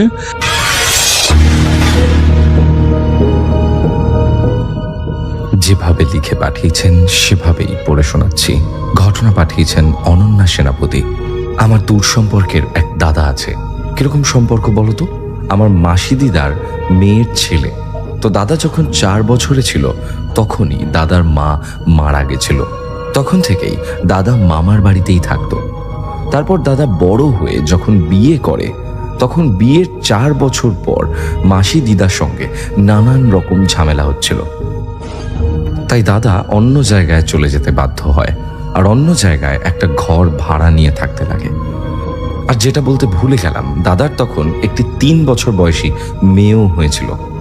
দাদা রাগের মাথায় বেরিয়ে যাওয়ায় একটি ঘর ভাড়া নিয়েছিল। তো ঘরটি ভালোভাবে দেখে শুনে নেয়নি। আমরা যেমন নিজে কি রকম ঘর নিচ্ছি বা তার চারপাশের জায়গাটা কি রকম, বা পাশের লোকগুলোকে জিজ্ঞাসা করে আমরা দেখি যে পাড়াটা কিরকম, এরকম কিন্তু দাদা একবারের জন্য জিজ্ঞাসা করেন। প্রচণ্ড তাড়াহুড়োর মধ্যে এবং মাথা গরমের মধ্যে দাদা ভাড়া বাড়িতে ওঠে।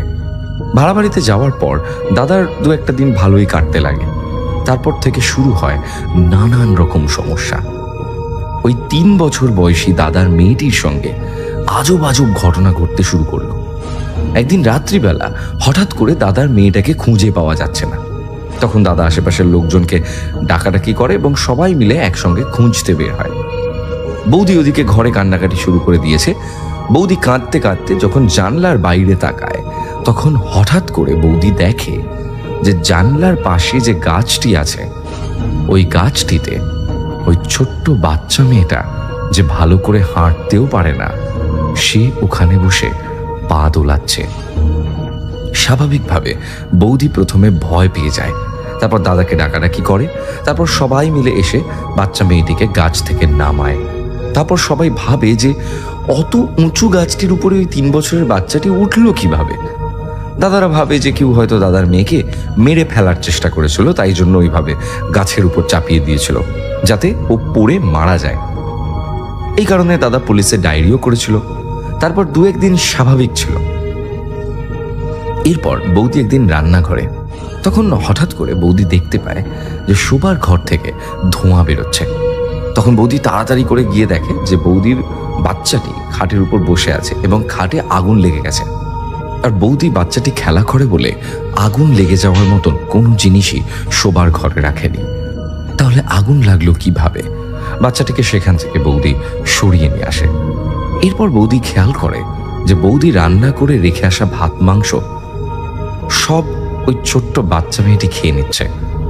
বৌদি যখন নিজের চোখে দেখে যে অতটা ভাত আর অতটা মাংস ওই বাচ্চা মেয়েটি একা খেতে পারছে, তখনই বৌদির সন্দেহ হয় যে নিশ্চয়ই কোনো একটা কিছু হয়েছে। আগের দুটো ব্যাপার কিছুটা স্বাভাবিক মনে হলেও, মানে ওই গাছে চেপে ওঠা বা আগুন লেগে যাওয়া, এই দুটো ঘটনা স্বাভাবিক হলেও একটা বাচ্চার পক্ষে এতটা খাবার খাওয়া এটা কোনোভাবেই সম্ভব নয়। এই ঘটনাটি একদমই অস্বাভাবিক ছিল। তারপরে বাচ্চা মেয়েটি হঠাৎ করে মাঝরাত থেকে কান্না করতে শুরু করতো। সকাল হওয়ার আগে অবধি চুপই করতো না। তাছাড়া বাচ্চা মেয়েটি কেমন যেন ফ্যাকাশে হয়ে আসছিল, ওর গা হাত পা সব সাদা হয়ে আসছিল, চোখের রঙও পাল্টে যাচ্ছিল। তারপর বৌদি স্বাভাবিকভাবেই ভয় পেয়ে যায় আর দিদাকে ফোন করে সব ঘটনা বলে। তো দিদা বলে যে ডাক্তার দেখিয়েছিলিস, ওকে আমাদের কাছে নিয়ে চলে আয়। আমাদেরকে দেখতে না পেয়ে ও কাঁদছে, তুই একা হাতে সংসার সামলাতে পারছিস না, তাই বাচ্চাটাকে ঠিক মতো খাওয়াস না, এর জন্য হয়তো এরকম হচ্ছে। কিন্তু তারপর বৌদি দিদাকে বলে যে আমি অনেক ডাক্তার দেখিয়েছি কিন্তু কিছুতেই কিছু ঠিক হচ্ছে না। তারপর দিদা বৌদিকে বলে যে তাহলে একটা ওঝা বা কারোর কাছে নিয়ে যা এবং দেখা তোরা যে নতুন বাড়িতে গেছিস সেই বাড়িটা ঠিক আছে কিনা সেটাও জেনে নিস একবার। তারপর একজন ভালো ওঝা আসে বৌদির বাড়িতে, কিন্তু আশপাশটা দেখে আর বৌদির মেয়েকে দেখে তিনি যা বলেন সেটা শুনলে তুমি অবাক হয়ে যাবে। আমি বলছি আমারও খুব খারাপ লাগছে আর কষ্ট হচ্ছে। তো দাদা ওঝাটা ছিল মুসলিম ওঝা, তার খুব নাম ডাক ছিল। সেই ওঝা বলল যে মেয়েটির উপর একটি মহিলা ভূত আছে, তার নখ এবং চুল বেড়ে গেছে, মানে যে অশরীরী রয়েছেন তিনি অনেকদিন আগে অপমৃত্যুতে মারা গেছেন। আর ওই ওঝাই বলল যে অনেক পুরনো হয়ে গেছে বলে তার গায়ে অনেক লোম চুল এবং নখ বেরিয়েছে, তো ওই ভূতটাকে ছাড়ানো নাকি অসম্ভব, যে ছাড়াবে তার মৃত্যু স্বাভাবিক। এই বলে ওই ওঝাটা ওখান থেকে চলে যায়। তো দাদা বৌদি খুব কান্নায় ভেঙে পড়ে, আর আমরাও যখন এই ঘটনা শুনি আমাদেরও খুব খারাপ লেগেছিল, কিন্তু আমাদের কারোর বিশ্বাস হয়নি যে বাচ্চা শিশুটির উপর ওরকম কিছু হতে পারে। তারপর মাসি দিদাদের ওখান থেকে আরেকজন ওঝাকে নিয়ে আসে। দাদাদের ওখানে সেই ওঝা আসে এবং ওঝা এসেও একই কথা বলে যে এখানে এক অশরীরী ছিল, এই বাড়িতে একটা ভৌতিক প্রেজেন্স ছিল এবং যার বয়স অনেক বেড়ে গেছে, যার গায়ে অনেক লোম, যার অনেক চুল বেড়ে গেছে, যার জন্য নখ বেড়ে গেছে, যার জন্য তাকে ওই বাচ্চাটির থেকে বের করে আনা প্রায় অসম্ভব বললে চলে। তারপর আর একটু জোরাজুরি করতে, যেহেতু ওই ওঝা মাসি দিদাদের একদমই চেনা এবং কাছের ছিলেন, তাই ওঝা আশেপাশে সবাইকে জিজ্ঞাসা করতে থাকে যে এই বাড়িটাতে আগে কে ছিল বা এই বাড়িতে কোনো ঘটনা আছে কিনা আগে, যাতে ওই মহিলা ভূতটির সম্পর্কে কিছু জানতে পারা যায়। অনেক খোঁজাখুঁজির পর সেই বাড়িতে যে মহিলা থাকতেন তার আত্মীয়দের সঙ্গে যোগাযোগ করা হয় এবং যোগাযোগ করার পর একটা শ্রাদ্ধের ব্যবস্থা করা হয়। তার আত্মার শান্তি কামনা করা হয় যাতে বাচ্চা মেয়েটিকে সে ছেড়ে দেয়। এবং তার সঙ্গে সঙ্গে যিনি এই বাড়ির মালিক ছিলেন তাকে দাদা জিজ্ঞাসা করেন যে তুমি আমাকে এরকম বাড়ি কেন দিলে? তার উত্তরে তিনি বলেন যে দেখো, আমিও অন্য কারোর কাছ থেকে কিনেছিলাম, আমিও ঠিক জানি না, কিন্তু আশেপাশে যারা ছিল তারা বলেছিল যে অনেক দিন আগে এখানে একজন বুড়ি বাস করত। পাশের বাড়ির এক বৃদ্ধ ঠাকুমা বলেছিল যে একদিন সকালবেলা আমরা ওই বাড়ির পাশের গাছে ওই বৃদ্ধ মহিলাটিকে গলায় দড়ি দিয়ে ঝুলতে দেখেছি, কিন্তু কি কারণে এসব হয়েছিল তা আমরা কিছু জানি না। আরো অনেকজনের মুখে শুনেছি নাকি বৃদ্ধ মহিলাটিকে মাঝে মাঝে দেখা যায়। তো মাসি দিদাদের বাড়ি থেকে যে ওঝাটি এসেছিল সে বলেছিল যে আমাকে 2 দিন সময় দিন, আমি তাহলে কিছু ভেবে দেখছি। যেহেতু ওঝা মাসি দিদাদের বাড়ি থেকে এসেছিল, তাই ওঝাটা সেদিন দাদাদের বাড়িতেই থেকে যায়। আর সেদিন রাতে আবার দাদার ওই বাচ্চা মেয়েটিকে খুঁজে পাওয়া যাচ্ছিল না। তো অনেক খোঁজাখুঁজির পর যখন কোথাও খুঁজে পাওয়া যায় না, তখন ওঝা বলে যে গাছে বুড়িটি মারা গেছিল ওই গাছটির আশপাশটি খুঁজে দেখলে ভালো হয়। যখন ওই গাছটির নিচে যাওয়া হয় অনেকজন মিলে, তখন দেখা যায় যে মেয়েটি গাছের নিচে পড়ে আছে আর ওর পুরো শরীর রক্তাক্ত, রক্তে ভর্তি তার মুখ, পুরো থেতলে গেছে তার মুখ, যেন কেউ ওকে অনেক দূর থেকে ছুঁড়ে ফেলে দিয়েছে। এইসব দেখে সবাই খুব কান্নায় ভেঙে পড়ে। তারপর মাসি দাদার বৌদিকে নিয়ে গ্রামের বাড়ি চলে আসে। এই ছিল আমার ঘটনা। ভালো লাগলে ঘটনাটি শুনিও। আজকের মতো এখানে শেষ করলাম। আসসালামু আলাইকুম এভরিওয়ান, আশা করি আপনারা সকলেই ভালো আছেন। আজকের এপিসোডটি একজন কাল্পনিক একটা হরর স্টোরি আপনাদের সাথে শেয়ার করলাম। আপনাদের কেমন লেগেছে অবশ্যই কমেন্ট করে জানাবেন। আর আপনি কোন জেলা থেকে আমাদের ভিডিওটি প্লে করছেন এবং কি আপনার জীবনের সঙ্গে গল্পটা মিলছে কিনা অবশ্যই কমেন্ট করে জানাবেন। আমাদের গল্পগুলো বেশিরভাগ আপনাদের মাঝে শেয়ার করি অনেকের জীবনের সাথে সাংঘাতিকপূর্ণ বা মিলে যায়। হরর স্টোরিগুলো এমন ধরনের একটা স্টোরি যা ইমেল স্টোরি নামে পরিচিত লাভ করেছে। আপনারা যে আজকের এপিসোডটি দেখলেন এবং কি আগামী এপিসোডটি নিয়ে আসার জন্য আমরা প্রস্তুতি নিচ্ছি, আপনারা কি চান না অবশ্যই কমেন্ট করে জানাবেন। আর এই গল্প থেকে আপনার সবচেয়ে কোন গল্পটি ভালো লেগেছে অবশ্যই কমেন্ট করে জানাবেন। আর অবশ্যই একটি লাইক দিবেন, ভিডিওতে অবশ্যই একটি লাইক দিবেন। দেখবেন ভিডিওটি প্লে করার সময় সম্পূর্ণ যদি আপনি গল্পটি প্লে করে থাকেন তাহলে কিন্তু আপনার জীবনের সঙ্গে অনেকটাই মিল পাওয়া যাবে। এবং কি আপনারা কোন জেলা থেকে কে ভিডিওটা দেখছেন অবশ্যই কমেন্ট করে জানিয়ে দিবেন। তাহলে আমরা ভিডিও বানাতে আরও উৎসাহ পাবো এবং কি আপনাদের যে গল্প কাহিনী জীবনের সাথে ভূতেরে অথবা অন্যান্য স্টোরিগুলো আপনারা আমাদের মাঝে শেয়ার করতে পারেন। শেয়ার করলে আমাদের ইউটিউব চ্যানেলে আপনারা সরাসরি যোগাযোগ করতে পারবেন এবং কি আপনার স্টোরিগুলো আমরা ইউটিউবে আপলোড করতে পারবো। অবশ্যই আমাদের ভিডিওগুলো কেমন লেগেছে অবশ্যই করে জানাবেন। আর আপনি কোন জেলা থেকে দেখছেন অবশ্যই এই যে গল্পগুলো প্রতিদিন কে দেখেন অবশ্যই হাত তুলবেন। ধন্যবাদ প্রিয় ভিউয়ার্স, আজকে এই এপিসোডটি দেখার জন্য আপনাকে অসংখ্য ধন্যবাদ। দেখা হবে নতুন একটি বা পরবর্তী এপিসোডে নিয়ে হাজির হব। অবশ্যই আপনারা ভিডিওটি প্রথম থেকে শেষ পর্যন্ত দেখে যাবেন।